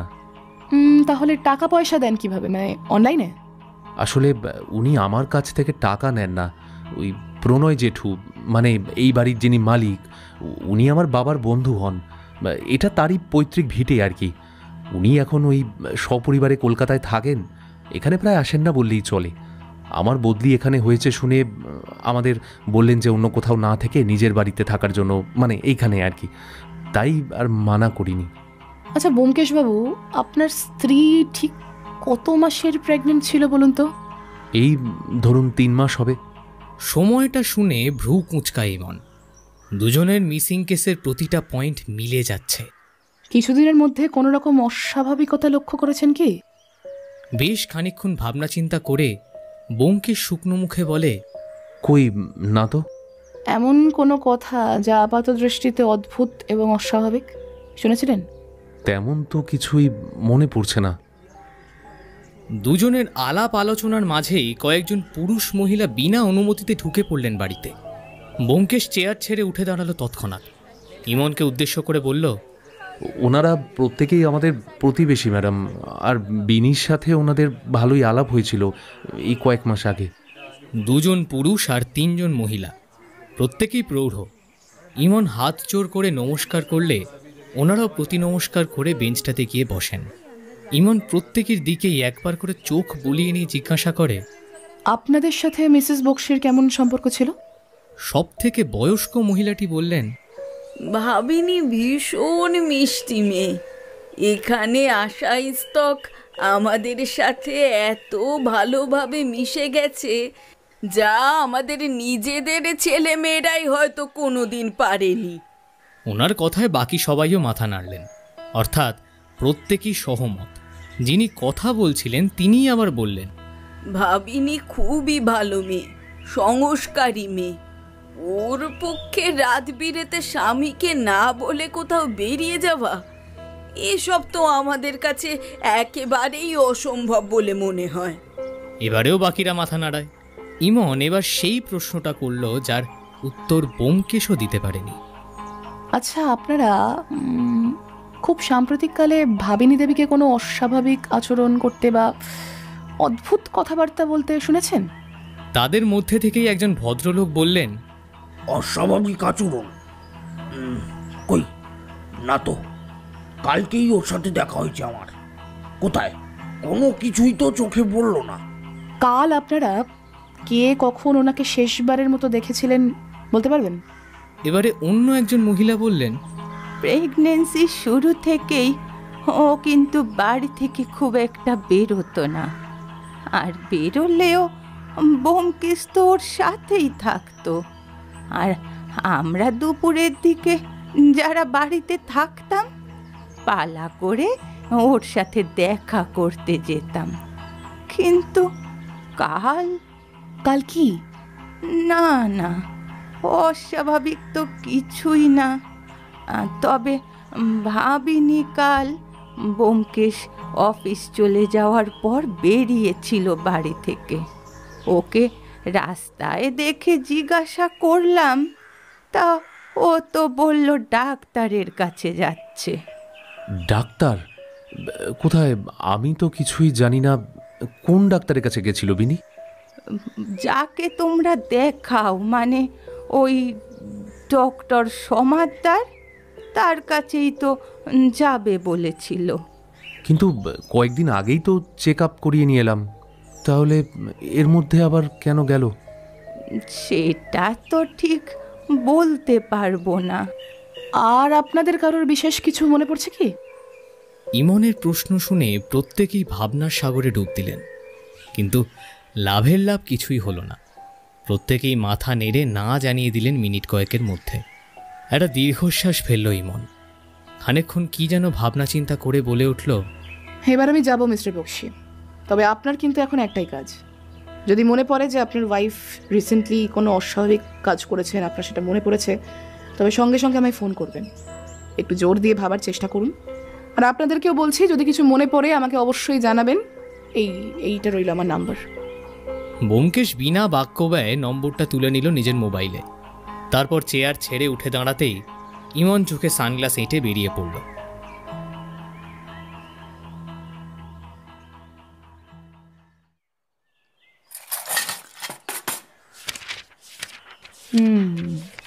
প্রথমত, স্বামীরা স্ত্রীদের শেষ দেখেছেন রাতে শুতে যাওয়ার সময়।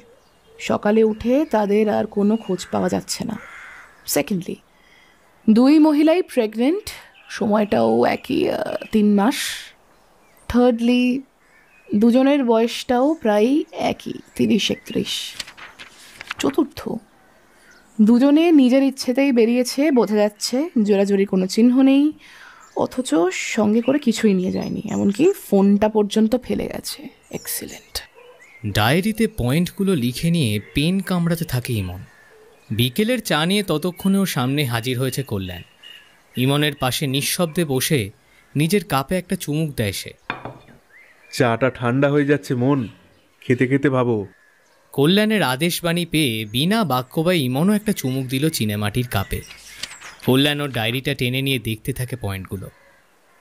তারপরই প্রশ্ন করে, কিন্তু কেন সুখী প্রেগনেন্ট মহিলারা হঠাৎ রাতের বেলা একা একা বেরিয়ে যাচ্ছে কেন? আর যদি ধরেও নেওয়া হয় যে এটা একজন অন্য মানুষের কর্মকাণ্ড, তাও প্রশ্ন থেকেই যায়, উদ্দেশ্যটা কি? What is the main motive? সেটা তো আমারও প্রশ্ন। এবার জানো ব্রত, মনটা কেমন খচখচ করছে আমার। মনে হচ্ছে আরও কোনো একটা মিল আছে যেটা থাকার কথা, কিন্তু পাওয়া যাচ্ছে না। আগে চাটা শেষ করো, তারপর ঠান্ডা হয়ে ভাববে। ইমন আবারও তলিয়ে গেল ভাবনায়।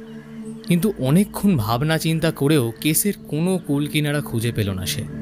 আর সামনে বসে থাকা কল্যাণ সেটা বেশ টের পাচ্ছে। মেয়েটা একবার কোনো কাজে ঢুকে গেলে যতক্ষণ না পুরোটা সলভ করতে পারে, একেবারে নাওয়া খাওয়া ভুলে যাবে।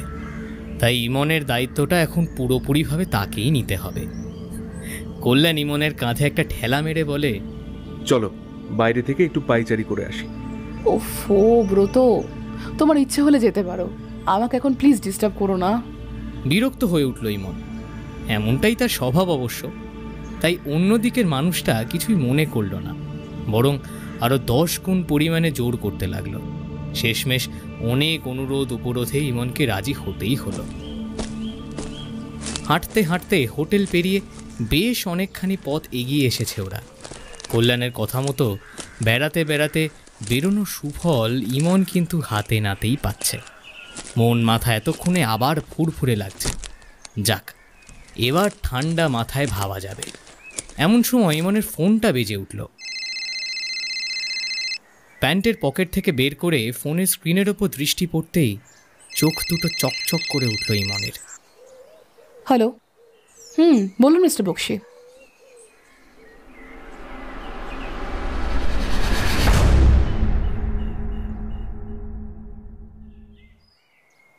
স্যার, কেমন আছেন? অনেক দিন পর একজন প্রিয়ভাজনের ফোন পেয়ে প্রাক্তন ডিজিপি অনিশ্বর সান্যাল বেশ উচ্ছ্বসিত হলেন। বাবা, এ কার কল এলো আমার ফোনে? হ্যাঁ, বুড়ো রিটায়ার্ড করেছে বলে তো আপনি খবরটিও নেন না। তা আজকে হঠাৎ দেবীর আমার প্রতি সদয় হওয়ার কারণটা কি জানতে পারি? এইভাবে বলবেন না স্যার, আমি আরে জানি জানি তুমি প্রচন্ড ব্যস্ত একজন মানুষ, তাই বলে কি এই বুড়ো লোকটার একটা খোঁজ খবর পর্যন্ত নিতে নেই? মুখেই খালি স্যার আর স্যার। ইমন এর উত্তরে কিছুই বলতে পারে না। অনিশ্বর সান্যাল এবার নিজে থেকেই হো হো করে হেসে উঠলেন। আরে একেবারে চুপ করে গেলে যে। আচ্ছা আচ্ছা, আর মজা করছি না, এবার বলো দেখি আমাকে হঠাৎ তোমার এই বিশেষ তলবটার কারণটা কি? কোনো একটা স্পেশাল কেস এসেছে নিশ্চয়ই? আপনি ঠিকই ধরেছেন স্যার। এরপর ইমন তার কেসের ব্যাপারে একটা ব্রিফ দিল, কেন সে এখানে এসেছে, কার তলবে এসেছে, তারপর আবার একই রকম আরও একটা কেস। সব বলে যখন থামল, ফোনের ওপাশ থেকে তখন শুধু একটা গম্ভীর নিঃশ্বাসের শব্দ ভেসে আসছিল। কিছুক্ষণ পর অনিশ্বরবাবু বললেন, তা তোমার প্রশ্নটা কি? স্যার, দুজনের মিসিং কেস কাকতালীয়ভাবে যেন একই সরল রেখায় চলেছে, সেটা তো বুঝতেই পারছি আমি। তবে ভিকটিম দুজন একে অপরের সাথে পরিচিত নয়, মোটিভটাও বুঝে উঠতে পারছি না এই জন্য। এবার সব থেকে অদ্ভুত কথা হলো এই কুকুর বা অন্য কোনো পোষ্য জীবজন্তুর চোখ নাকি মানুষের মতো, এই ব্যাপারটা কিছুতেই মাথায় ঢুকছে না। দুজনের হাজব্যান্ড এই কথাটা বলেছেন যে একজনের ক্ষেত্রে এটা বহুবার ঘটেছে আর আরেকজনের ক্ষেত্রে মোটে একবার। তন্ত্রমন্ত্র মানো ইমন? কি বলছেন স্যার? এর মধ্যে আবার তন্ত্রমন্ত্র কোথা থেকে আসছে? মানে কি সব বুঝরু কি আপনি মানেন নাকি? হ্যাঁ, পৃথিবীতে এমন অনেক কিছুই হয় যা আমরা খালি চোখে দেখতে পাই না, তাই আমরা বিজ্ঞান মনস্ক মানুষেরা এই সমস্ত মানি না। কিন্তু তাই বলে যে সেগুলো হয় না, বুঝরু কি, তা কিন্তু নয়। আচ্ছা, আপনি কি বলতে চাইছেন যে এটা কোনো সাধু বাবা বা তান্ত্রিকের কাজ? আপনার কথা যদি সত্যিও ধরে নিই, তাও তো এটা সম্ভব নয়, কারণ যে দুজন মিসিং হয়েছেন তারা কেউই সাধু সন্ততে বিশ্বাসী নয়। কে কিসে বিশ্বাসী সেটা কি আর দেখে বোঝা যায়? আর তাছাড়া সাধু বা তান্ত্রিক টাইপের লোক যে শুধু লাল ধুতি আর মাথায় জটা নিয়ে বসে থাকে, এমনটা তো নাও হতে পারে। এমন মানে বোঝাতে চাইছি যে কোনো সভ্য মানুষও এই কাজ করতে পারে, যাকে দেখে তুমি কোনো মতেই বুঝতে পারবে না যে সে এমন ভয়ানক কিছু করতে পারে বলে। ইমন একেবারেই চুপ করে গেছে। সত্যি এই দিকটাও ভাবেনি। সুবীরবাবুর কাছ থেকে অদ্ভুত ঘটনাটা শোনার পরেও অতটা পাত্তা দেয়নি ইমন। কিন্তু যখন ব্যোমকেশও ফোন করে জানালেন যে তিনিও তার স্ত্রীর মুখে ওই কথাটি শুনেছেন, তখনই খটকা লাগলো ইমনের। একটা কথা যার না আছে মাথা না আছে মুন্ডু, তাও দুটো কেসের সাথেই যেন ওতপ্রোতভাবে জড়িয়ে রয়েছে। আর কিছু বুঝতে পারেনি বলেই সোজা কল করেছে প্রাক্তন ডিজিপিকে। উনি ইমনকে ভীষণ স্নেহ করেন, সাথে সাথে তুখর বুদ্ধিসম্পন্ন মানুষ। এমন একজনের কাছ থেকে কোনো না কোনো হিন্ট পাওয়া যাবে, এইটা ভেবেই হঠাৎ ফোনটা করে সে। ইমনকে চুপ করে থাকতে দেখে অনিশ্বরবাবু বলেন, ইমন, আরে শুনতে পাচ্ছ? হ্যাঁ স্যার, পাচ্ছি। হ্যাঁ, আমার কথা বিশ্বাস হচ্ছে না তাই তো? না স্যার, আসলে আমি জানি ইমন তুমি এসব বিশ্বাস করো না, কিন্তু তাও কেসের এই সাইডটা একটু খেয়াল রেখো কেমন? ব্ল্যাক ম্যাজিক, হিপনোসিস এগুলো না মানলেও এড়িয়ে যাওয়ার কিন্তু উপায় নেই। আচ্ছা স্যার, মনে রাখবো। ঠিক আছে, আর আমাকে আপডেট দিতে ভুলো না যেন। ওকে স্যার, ওকে ওকে।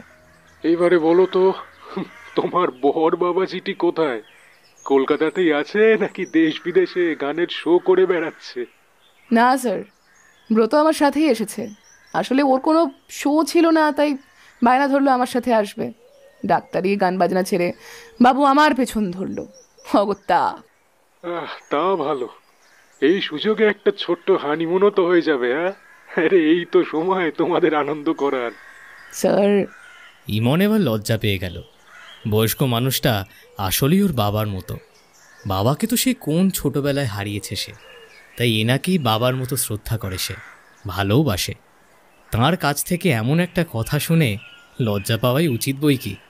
অনিশ্বরবাবু অবশ্য খুব স্বাভাবিক গলাতেই বলতে লাগলেন, তোমরা দুজনেই যা ব্যস্ত মানুষ, তাতে মাঝে মধ্যে এরকম ছোটখাটো ট্রিপ হলে মন্দ হয় না।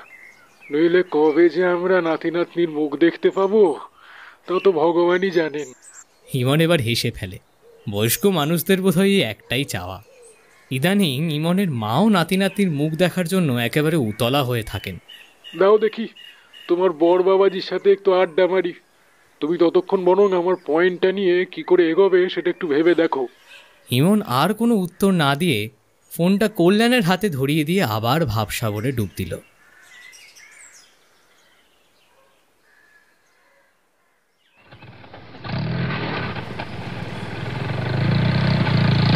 প্রথম দিনের হাবিলদারটিকেই ইমন সবসময় ড্রাইভার হিসেবে অ্যাপয়েন্ট করেছে এই কদিনের জন্য। আগের দিনের মতো আজও কেশবই ইমনকে নিয়ে যাচ্ছে সুবীর সিংহের বাড়িতে। জিপে বসেই ইমন আনমনে প্রশ্ন করল, আচ্ছা কেশববাবু, আপনি তো এখানকারই বাসিন্দা, তাই তো? হ্যাঁ ম্যাডাম, আমি এখানকারই এক আদিবাসী পরিবারের ছেলে। আপনার পরিবার? পরিবার বলতে বুড়ি মা আছে, আর কেউ নেই। বিয়ে করেননি? করেছিলাম ম্যাডাম, কিন্তু আমার কপালে সেই সুখ সইল না। আই এম রিয়েলি সরি, আপনাকে বোধহয় আঘাত দিয়ে ফেললাম।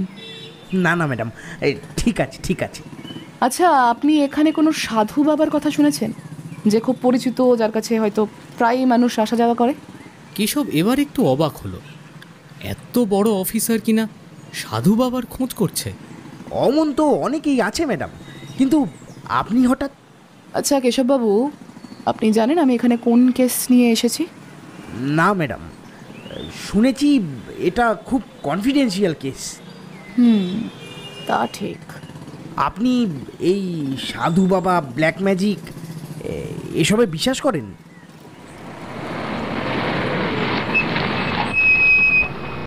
এরই মধ্যে সুবীর সিংহের বাড়িতে পৌঁছে গেছে ওদের জিপটা। ইমন নামতে গিয়েও কি মনে হতে একবার ঘুরে তাকালো কেশবের দিকে। কেশববাবু, কোনো পশুর, এই ধরুন কুকুর বা টিয়া পাখির চোখ মানুষের মতো, এমন কোনো কথার কি মানে হতে পারে বলতে পারেন? শেষ কথাটা চমকে ওঠে কেশব। এই হুবহু কথাটা তো তাকে। কেশবকে চুপ করে থাকতে দেখে ইমন দীর্ঘশ্বাস ফেলে জিপ থেকে নেমে যায়, আটা লাগায় সিংহ ভিলার ভেতরে।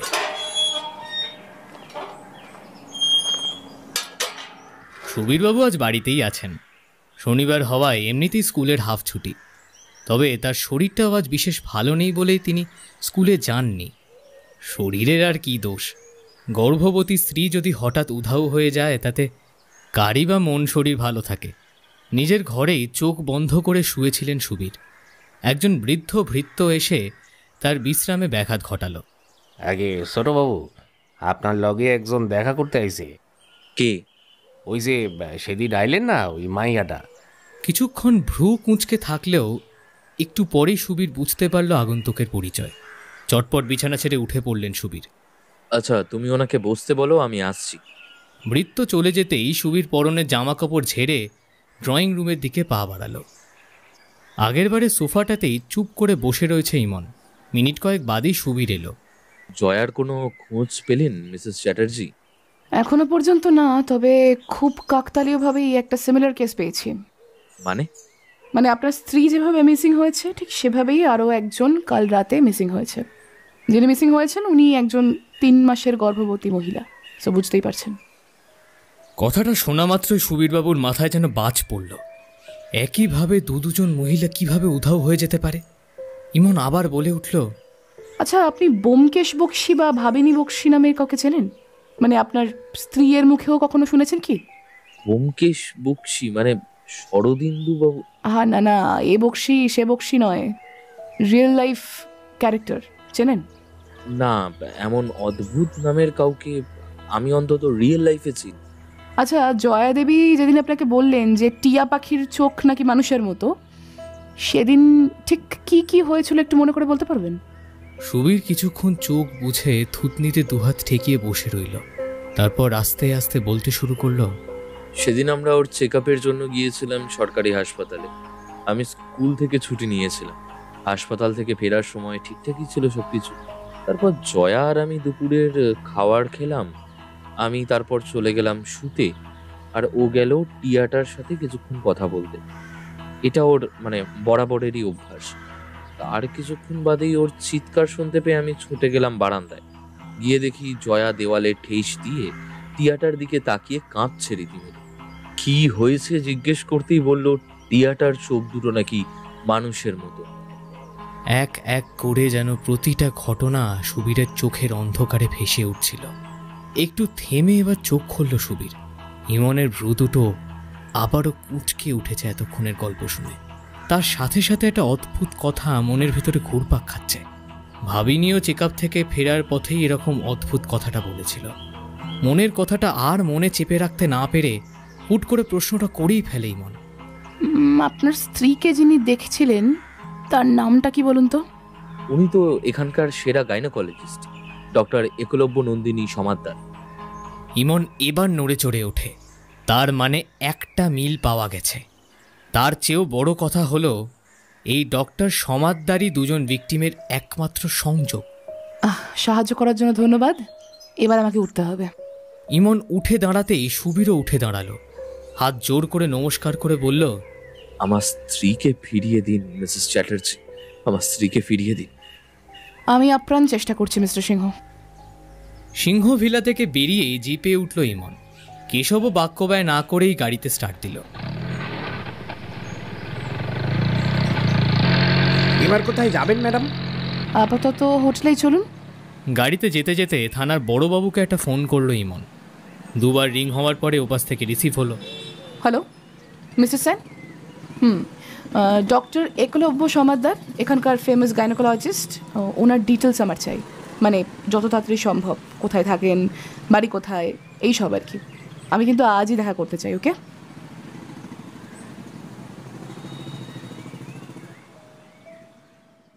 কি ব্যাপার, এই সন্ধেবেলা সেজে গুজে চললে কোথায়? ইমন চুলে বিনুনি করতে করতে জবাব দিল, একজনের বাড়ি। তিনি সকালে বাড়ি থাকেন না, তাই এই সময় যেতে হবে। তা নামটা কি সেই ব্যক্তির? এমন করছো যেন নাম বললেই চিনতে পারবে। ঢং। উফ, বলোই না বাবু, চিনতেও তো পারি। ডক্টর একলব্য নন্দিনী সমাদ্দার। চেনো? ডক্টর একলব্য সমাদ্দারকে আমি চিনি, কিন্তু মাঝখানে এই নন্দিনীটা আবার এলো কোথা থেকে? তুমি যাকে চেনো সে আর আমি যাকে চিনি সে আলাদা মানুষ, তাই। কোন হাসপাতাল? পুরুলিয়া সদর হাসপাতালের বেস্ট গাইনোকোলজিস্ট। তোমার কাছে ছবি আছে? হ্যাঁ সেনবাবু, ওনার ডিটেলস সমেত মেসেজ করে দিয়েছেন আমায়। দেখাও একবার। আহা, ফোনটা তো বিছানায় আছে, দেখে নাও। ইমনের ফোনে ছবিখানা দেখেই কল্যাণের ঠোঁটে হাসি ফুটে উঠল। আই নিউ ইট, নইলে এত মিল হয়? ইমন একদম রেডি। এবার বেরিয়ে পড়তেই হবে, নইলে যে ভীষণ দেরি হয়ে যাবে। কি হলো? আরে আমি একে চিনি, সেদিন এসে বললাম না তোমায়, বাইরে থেকে লাঞ্চ করে এসেছি একজনের জোড়াজুড়িতে।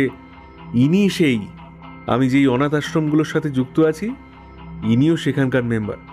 খুব ভালো ডাক্তার, আর মানুষটাও অমায়িক, বাচ্চাদের ভীষণ ভালোবাসে।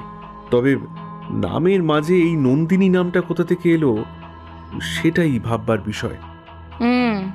ভাবে পরে, আগে চটপট রেডি হতো। আসলে তুমিই যাচ্ছ, আমি যাচ্ছি তোমার বউ হয়ে। আমি বরং কেশব বাবুকে না করে দিই, বুঝলে? অগত্যা বউয়ের কথায় কল্যাণ অন্য ভাবনা চিন্তা ছেড়ে তাড়াতাড়ি জামা কাপড় বদলাতে লাগলো।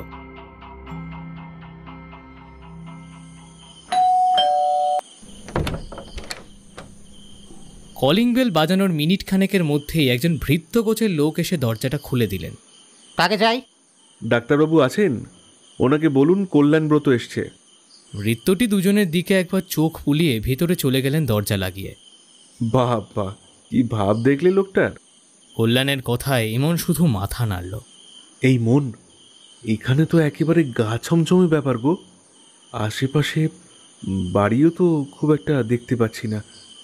বোধহয় সেদিন সকালে এসেছিলাম বলে তেমন কিছু মনে হয়নি। ইতিমধ্যে ভৃত্যটি আবার ফিরে এসেছে, বলল, আসুন। আরে একেবারে না জানিয়েছে, তা ভালো করেছো। আচ্ছা, ইনি বুঝি তোমার মিসেস? ইমন কল্যাণের বিপরীত দিকে সোফায় বসলেন ডক্টর সমাদ্দার। ইমন হেসে হাত জড়ো করে বললেন, হ্যাঁ, আমি ওর মিসেস ইমন। বাহ, কি সুন্দর নামের মিল। হ্যাঁ তোমাদের, ইমন আর কল্যাণ। এরা আলাদা আলাদা রাগ হলেও পাশাপাশি বসলে কিন্তু আরও একটা নতুন রাগের সৃষ্টি করে, জানো তো? তুমি তো ভাই একেবারে গানের গুরু। কথা শেষ করেই খালি গলায় গেয়ে উঠলেন ডক্টর সমাদ্দার। কল্যাণ হেসে বলল, ধুর, কি যে বলো না। তাছাড়া তুমিও তো দেখছি কম ভালো গান গাও না, নইলে এত সহজে নজরুল গীতিতে ঠিক সুর লাগাতে পারতে না। একলব্য নিজের প্রশংসায় খুব একটা কান টান দেন না। তিনি ইমনের দিকে তাকিয়ে বললেন, আচ্ছা, তুমি তো শুনেছি পুলিশে আছো, তা এখানে কি কোনো কেসের ইনভেস্টিগেশনে নাকি? হ্যাঁ, কেসের জন্যই আসা, নইলে আর ছুটি কোথায় পাই বলুন? এই তোমাকে তুমি করে ডাকছি বলে কিছু মনে করো না কিন্তু। হ্যাঁ, আমার আবার আপনিটা ঠিক আসে না। আরে না না, কোনো সমস্যা নেই, আপনি আপনি তুমি করেই বলুন। কথোপকথনের মধ্যেই প্লেট ভর্তি খাওয়ার দাবার নিয়ে হাজির হলেন শিবৃত্ত। জলযোগের সঙ্গে আড্ডা চলতে লাগলো কল্যাণ একলব্যের। মাঝে মাঝে অবশ্য ইমনও যোগ দিচ্ছে, তবে তার পরিমাণ খুব কম। ইমন আসলে এখানকার সব কিছুকে স্ক্যান করে নিচ্ছে নিজের চোখ দিয়ে।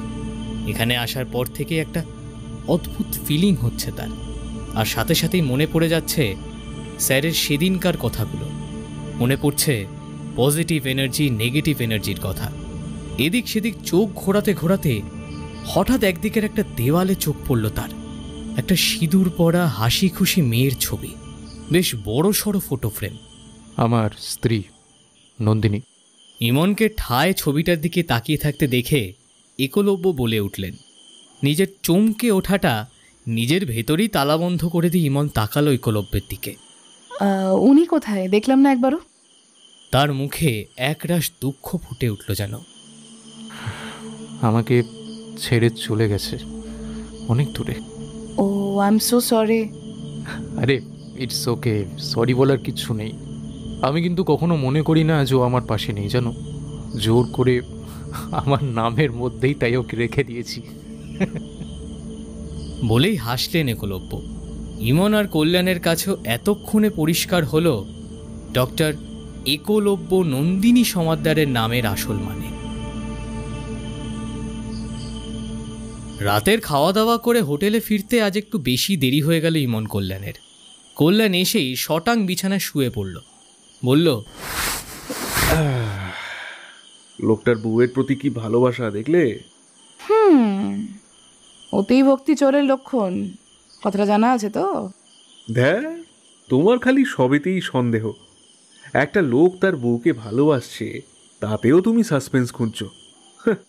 ইমন আর কিছুই বলে না, চুপচাপ জামা কাপড় চেঞ্জ করে বিছানায় শরীর এলিয়ে দেয়।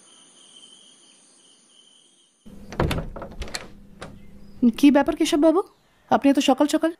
ভোর 5টা নাগাদ হঠাৎ দরজায় ধাক্কা পড়তেই ঘুম ভেঙে গেল ইমনের। কল্যাণ অবশ্য কানে বালিশ চাপা দিয়ে আবারও ভসভস করে ঘুমোতে শুরু করেছে।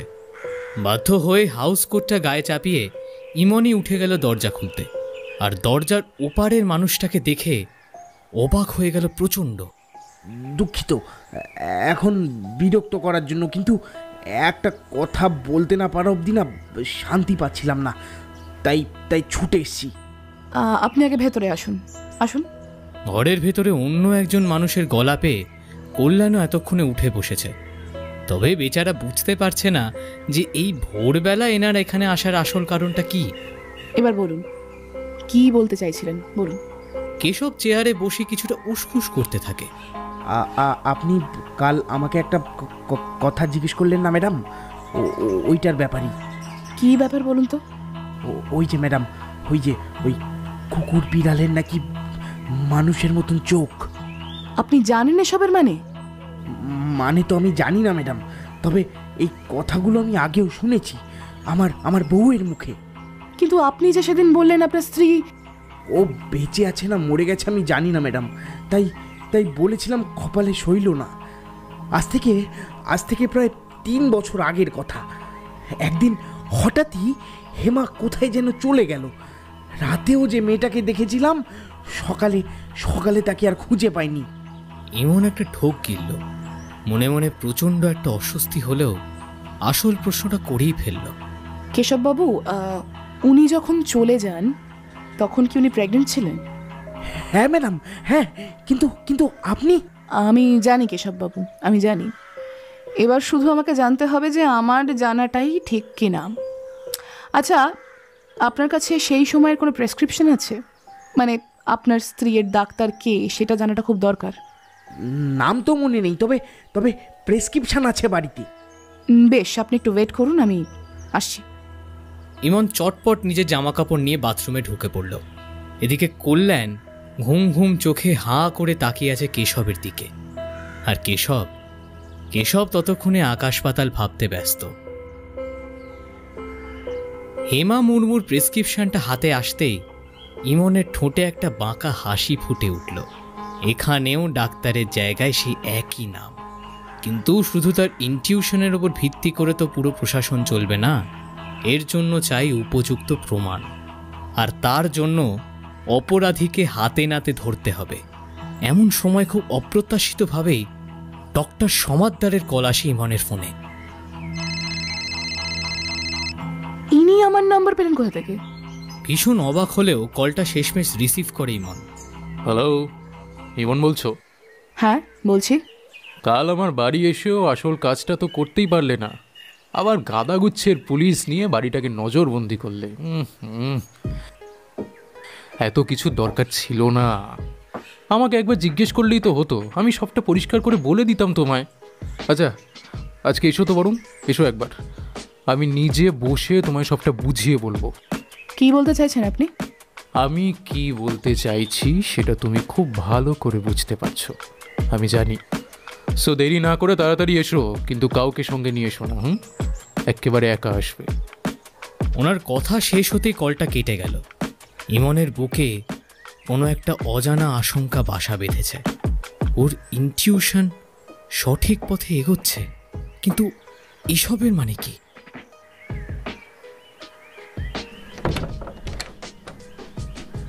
ওয়েলকাম, এসো এসো, তোমার জন্যই অপেক্ষা করছিলাম, এসো। একলব্যের হাসি হাসি মুখটা দেখেও ইমন নিজেকে শান্ত করতে পারছে না। এখানে আজ কি ঘটবে সেটা তার জানার বাইরে। অবশ্য এখানে ঢোকার ঠিক 2 ঘন্টার মধ্যে যদি সে বেরিয়ে না আসে, তাহলে পুলিশ ফোর্স দরজা ভেঙে ভেতরে ঢুকবে। সবাই বাইরে কিছুটা দূরে লুকিয়ে আছে।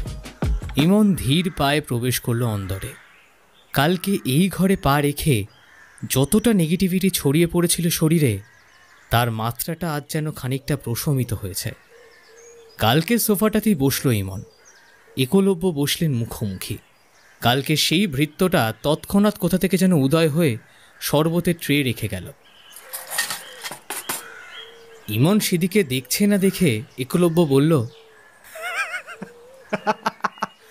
আরে কিচ্ছু মেশানো নেই, খাও, নিশ্চিন্তে খেতে পারো। লোকটার হাসি দেখে যেন গাটা জ্বলে উঠল ইমনের। তবু নিজেকে শান্ত করে বলল, অন ডিউটিতে থাকলে আমি কারোর বাড়িতে কিচ্ছু খাই না। উপস, সরি, আমি ভাবলাম। আচ্ছা যাই হোক, আমি বরং সোজাসুজি আসল কথায় আসি নাকি? আপনার যা বলার বলে ফেলুন। বলবো বলবো, সবই বলবো তোমাকে, আর এই জন্যই তো তোমাকে ডাকা এখানে। তোমাকে না আমার বেশ পছন্দ হয়ে গেছে, তাই। দেখুন, আপনার এই ফালতু কথা শোনার জন্য না আমি আসিনি এখানে। এই রে, রেগে যাচ্ছে বোধ হয়। আচ্ছা আচ্ছা, বলছি বলছি বলছি। কিছুক্ষণের পজ নিয়ে একলব্য সোফায় বেশ আয়েশ করে বসলেন। ছোট থেকেই না একটা অনাথ আশ্রমে আমি বড় হয়েছি। তবে বড় হতেই আশ্রমের মালিকের থেকে জানতে পারলাম যে আমার বাবা মা সবাই নাকি আছে, শুধু আমাকে তারা চায়নি। তাই জন্য আমার ঠাঁই হয়েছে এই অনাথ আশ্রমে। যাই হোক, সেসব নিয়ে 2-3 দিন কষ্ট পেলেও পরে ওসব মাথা থেকে বের করে দিয়েছি। এখন আর অতটা কষ্ট হয় না, বুঝলে। বরং আমার মতো অনাথ বাচ্চাদের মুখে কিছু খাবার তুলে দিতে পারলে আমার খুব আনন্দ হয়, খুব দারুণ লাগে। এসব কথার কোনো কারণই খুঁজে পাচ্ছে না ইমন। তবে একলব্যের এসব দিকে কোনো খেয়াল নেই। সে নিজের মতো বলে চলেছে, বরাবর ভালো স্টুডেন্ট ছিলাম, ব্রিলিয়ান্ট। এই ডাক্তারির এন্ট্রান্স একবারে ক্লিয়ার করে দিয়েছি। জীবনের একের পর এক পরীক্ষা উতরে যাই পর। এরপরই আমার জীবনে আসে নন্দিনী। আমি তখন একজন সফল ডাক্তার। নন্দিনীকে আমি অবশ্য কখনো বলিনি যে আমি আসলে ছোট থেকেই একজন চালচুলোহীন অনাথ। ও জানতো আমার বাবা মা নাকি মারা গেছে, তাই আমি একা থাকি। ভালোই চলছিল, বুঝলে তো, বেশ ভালো চলছিল। দুজনে একই প্রফেশনে হলেও কোনো দ্বন্দ্ব ছিল না, নো কম্পিটিশনস। তারপরে একদিন নন্দিনী জানালো ও কনসিভ করেছে। আরে আমি তো খুব আনন্দ পেলাম। বাচ্চাদের আমি ভীষণ ভালোবাসি, বুঝলে, ভীষণ ভালোবাসি। তাই আমি আমি এই ডিপার্টমেন্টটা বেছে নিয়েছিলাম। আমার হাত ধরে কত শত বাচ্চারা পৃথিবীতে আলো দেখবে, বুঝতে পারছো কত ভালো ব্যাপারটা। ইমনের দিকে প্রশ্নটা ছুঁড়ে দিয়েই মিটি মিটি হাসতে লাগলেন একলব্য। ওদিকে ইমন এসবের কি মানে হতে পারে এটা নিয়ে আকাশ পাতাল ভেবে চলেছে ক্রমাগত। লোকটার মুহুর্মুহু চেঞ্জ হওয়ার এক্সপ্রেশন তার চোখে পড়ছে, কেমন যেন সাইকো পেশেন্টের মতো ব্যবহার করছে। সেকেন্ডে সেকেন্ডে মুখের ভাব পরিবর্তন হয়ে যাচ্ছে। কই, কালকে তো এমন কিছু লক্ষ্য করেনি সে। ইমনকে চুপ করে বসে থাকতে দেখে একলব্য এবার ধমকে উঠলেন। এই, তুমি কি বুঝতে পারছো কত ভালো ব্যাপারটা? ভালো। ইমনের উত্তরটুকু পেয়ে একলব্য যেন আরো দ্বিগুণ উৎসাহিত হলেন। ভালো, খুব ভালো, খুব ভালো, খুব খুব ভালো কাটছিল দিনগুলো। তারপরে হঠাৎ করে একদিন কি যে হলো, নন্দিনী আমাকে বলল ও নাকি আমাকে না, অন্য একটা কাউকে ভালোবাসে। আর ওই সন্তানটা নাকি আমার সন্তান না, ওটা ওটা অন্য কারোর। আমি নাকি ইম্পর্টেন্ট। বোঝো কাণ্ড। আচ্ছা ঠিক আছে, সে না হয় হলো, আমায় আর ভালোবাসতে পারছে না, দ্যাটস ফাইন, ঠিক আছে। তাই বলে আমার বাচ্চাটাকেও অন্য কারোর বলে চালিয়ে দেবে, আমার নামে মিথ্যে অপবাদ দেবে আমি ইম্পর্টেন্ট? এটা কি মেনে নেওয়া যায়? এটা মেনে নেওয়া? আমি কত বোঝালাম ওকে, কিন্তু কিচ্ছু বুঝলো না। এও বললাম যে যদি সে অন্য কারোর বাচ্চাও হয়ে থাকে তো আমি মানুষ করব, তাকে নিজের বাচ্চার মতো করে মানুষ করব। কিন্তু নন্দিনী আমার একটা কথা শুনলো না, উপরন্তু আমাকে ফেলে রেখে রাতের অন্ধকারে নিজের প্রেমিকের সঙ্গে পালিয়ে গেল। ভিতরে ভিতরে রাগে গজগজ করে উঠলেন একলব্য। ইমন সোফার সাথে একদম সেঁটে বসে রয়েছে, মনের মধ্যে অদ্ভুত সব চিন্তাধারা ঘুরপাক খাচ্ছে তার। চলো, অনেক গল্প হলো বলেই হঠাৎ দাঁড়িয়ে পড়লেন একলব্য। ইমন কি করবে বুঝতে না পেরে নিজে উঠে দাঁড়ালো। কোথায় যাব? উমা, আরে যাদের খুঁজতে এখানে এসেছো তাদের না নিয়েই চলে যাবে নাকি? কি মুশকিল। এতক্ষণে ইমনের মাথার মধ্যে সব তালগোল পাকিয়ে যেতে শুরু করেছে। মনে হচ্ছে কেউ যেন তার সব চিন্তা শক্তি কোনো এক অদৃশ্য জাদুমন্ত্রের সাহায্যে বশ করে ফেলেছে। ইমন ধীর পায়ে চলতে লাগলো একলব্যের পিছন পিছন। দেওয়ালে ঝোলানো নন্দিনীর বড় সড়ো ফটো ফ্রেমটায় চাপ দিতেই ওটা জানলার পাল্লার মতো খুলে গেল।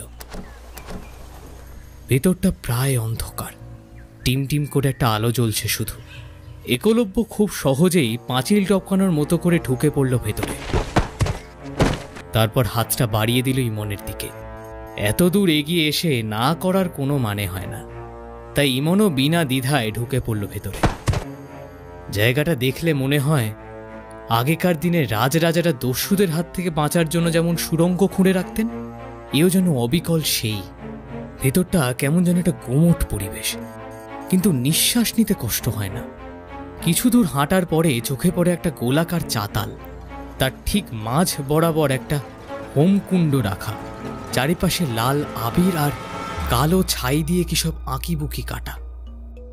কুণ্ডের ঠিক মাথার উপরেই একটা গোলাকার ফুঁটো, সেখান দিয়েই বাইরের আলো প্রবেশ করছে এই বদ্ধ কুঠুরিতে। দেওয়ালের গায়ে গায়ে মার্কিং করে রাখা আছে কয়েকটা তাক, আর তার উপরে এক একটা জারে কোনো এক তরল পদার্থ ভেসে বেড়াচ্ছে। ওগুলো কি? দেখতে দেখতে শরীর হিম হয়ে আসে ইমনের। কম আলোতেও স্পষ্ট বোঝা যাচ্ছে ওগুলো সব মানুষের ভ্রূণ। সঙ্গে সঙ্গে পাশে দাঁড়িয়ে থাকা মানুষটার দিকে তাকায় ইমন। কেমন যেন একটা হাসি হাসি মুখে তাকিয়ে আছে তার দিকে লোকটা। জীবনে এমন ভয় সে কোনোদিন পায়নি। মানুষের হাসির মধ্যেও এতটা শীতলতা থাকে। বাইরের পুলিশগুলো যদি ভেতরে ঢুকেও আসে, এই জায়গাটার হদিশ তারা কোনো দিন পাবে না। তবে কি এখান থেকে তার মুক্তি নেই? হঠাৎ একলব্যর কানের ঠোঁট লাগিয়ে বলে ওঠে, আমার বাচ্চাগুলো দেখতে কি সুন্দর না? হ্যাঁ। ইমনের নিঃশ্বাস বন্ধ হয়ে আসে, তবু কষ্ট করে জিজ্ঞাসা করে, জয়া আর ভবানী কোথায়? একলব্য আবার সোজা হয়ে দাঁড়ায়, যেন খুব দুঃখ পেয়েছেন এমন করে বললেন, ধুর, ভাল লাগে না। তুমি খালি ওদেরকে নিয়ে যেতে এসেছো নাকি? আমার পুরো গল্পটা শুনবে না? ইমন নিঃশব্দে মাথা নাড়ালো। সত্যি, এছাড়া তো আর কোনো উপায়ও নেই। ওরা ঠিক আছে রে বাবা, ওরা ঠিক আছে। আসলে আজ না একটা বিশেষ অমাবস্যা আছে। ভেবেছিলাম একসাথে দুটো হৃৎপিণ্ডের আহুতি দেব, কিন্তু তোমাকে আমার এত ভালো লেগেছে না। হৃৎপিণ্ডের আহুতি মানে?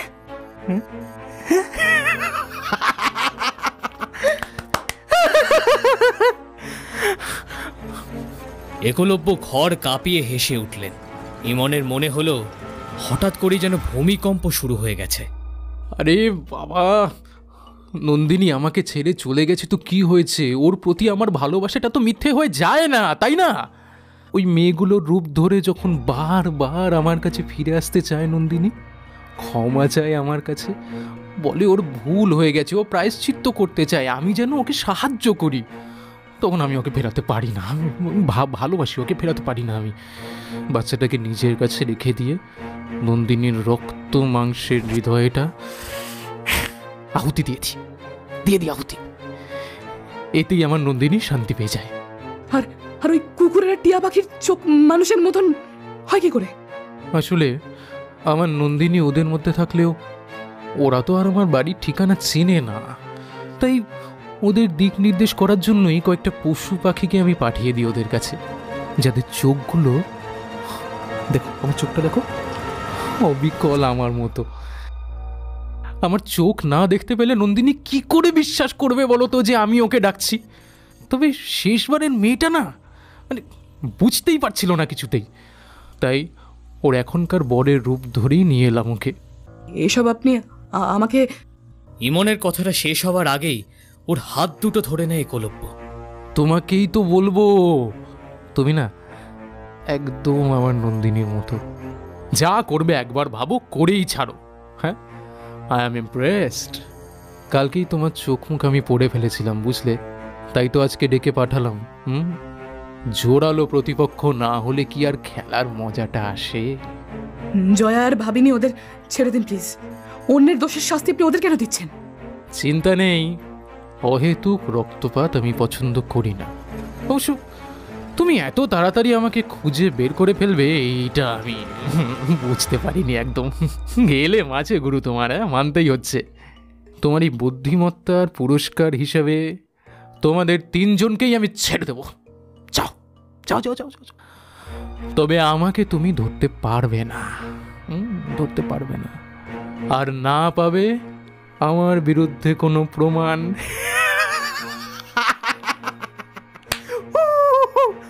পালিয়ে যাব। বলতে বলতে একলব্য আবারও হা হা করে হেসে ওঠেন।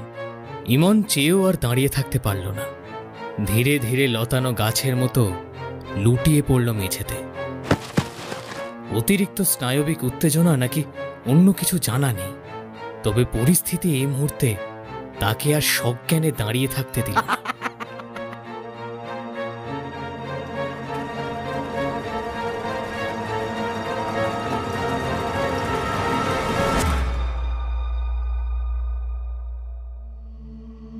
অন্ধকার গুহায় দম বন্ধ হয়ে আসছে ইমনের, তবুও হাত ছোঁড়াছুড়ি করে কাকে যেন একটা খোঁজার চেষ্টা করছে প্রতিনিয়ত, কিন্তু হাতে কিছুই আসছে না।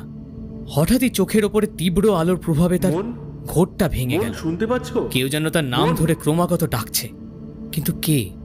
ব্রত? কিন্তু সে এখানে কোথা থেকে আসবে? মন, মন শুনতে পাচ্ছ? মন। ধীরে ধীরে চোখ খুলল ইমন। প্রথমটা সবটা ঝাপসা দেখলেও আস্তে আস্তে সবটা পরিষ্কার হতে লাগলো। চারপাশে সাদা রংচটা দেওয়াল, একপাশে কল্যাণ ওর হাত ধরে বসে আছে চেয়ারে। নাকের মধ্যে থেকে ভেসে আসছে একটা অসহ্য রকমের ফিনাইলের গন্ধ। আমি কোথায়? আস্তে করে ঠোঁট নাড়ালো ইমন। কল্যাণ ওর মুখের কাছে কান রেখে শোনার চেষ্টা করল। তারপর বলল, পুরুলিয়া সদর হাসপাতালে আছো, পুরো 24 ঘন্টা পর চোখ খুললে। উফ, কি যে ভয় পাইয়ে দিয়েছিলে না। কল্যাণ আরও অনেক কিছুই বলে চলল, কিন্তু ইমনের সেসব দিকে কোনো কান নেই। ওই ওই লোকটা কোথায়? আর ওই যে মেয়ে দুটো ওরা কোথায়? সব প্রশ্নের উত্তর মিলল পাক্কা 2 ঘন্টা পর। ততক্ষণে ইমন বেশ সুস্থ হয়েছে। সরকারি হাসপাতাল হলেও ওর জন্য যে স্পেশাল ট্রিটমেন্ট চলছে সেটাও আগেই বুঝতে পেরেছিল। সে একাই রয়েছে, এছাড়া কেবিনে আর অন্য কোনো রোগী নেই। আর সর্বক্ষণের সঙ্গী হিসাবে রয়েছে ওর পতিদেব। সুবিমল সিংহ ফুলের বুকে পাঠিয়েই দায়িত্ব সেরে দিয়েছেন। তবে ব্যোমকেশ এবং সুবীর সস্ত্রীক এসেছে, সাথে কেশব আর থানার বড়বাবু। ওদের দেখেই ইমন শোয়া ছেড়ে উঠে বসল।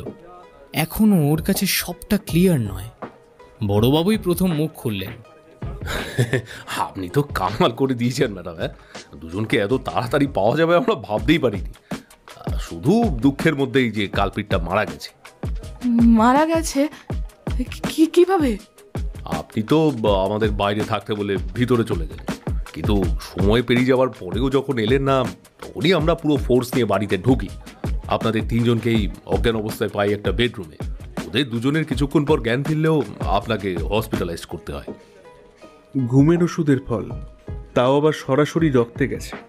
তোমার অজান্তেই কোনো সিরিঞ্জ ফুটিয়ে দিয়েছিল বোধহয়। ইমন এবার বুঝতে পারল ঘটনার সময়কাল।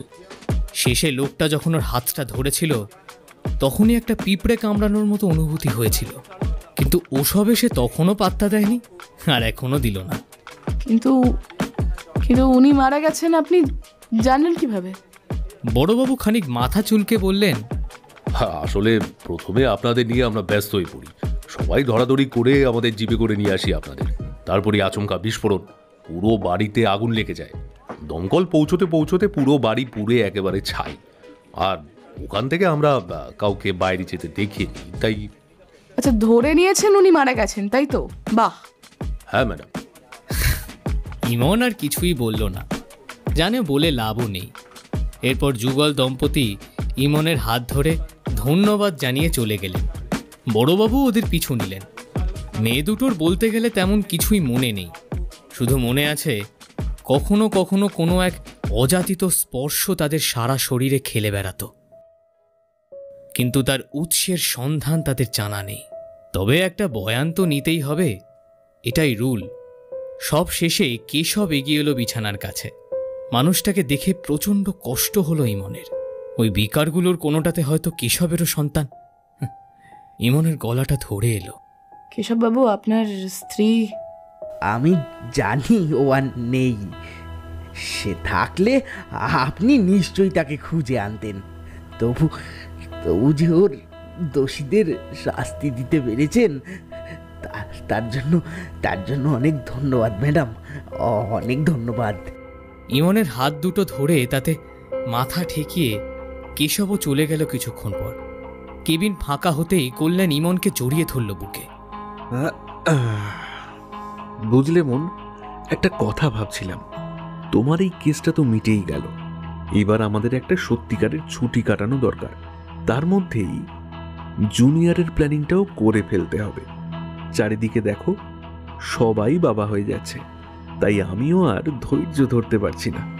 কল্যাণের কথা শুনতে শুনতেই ইমন মাথাটা এলিয়ে দিল তার বুকে। ওর মন বলছে ওই সাইকো লোকটা মরেনি, সে মরতে পারে না। ওদেরকে হাতিয়ার বানিয়েই পুলিশের চোখে ধুলো দিয়ে সে পালিয়ে গেছে।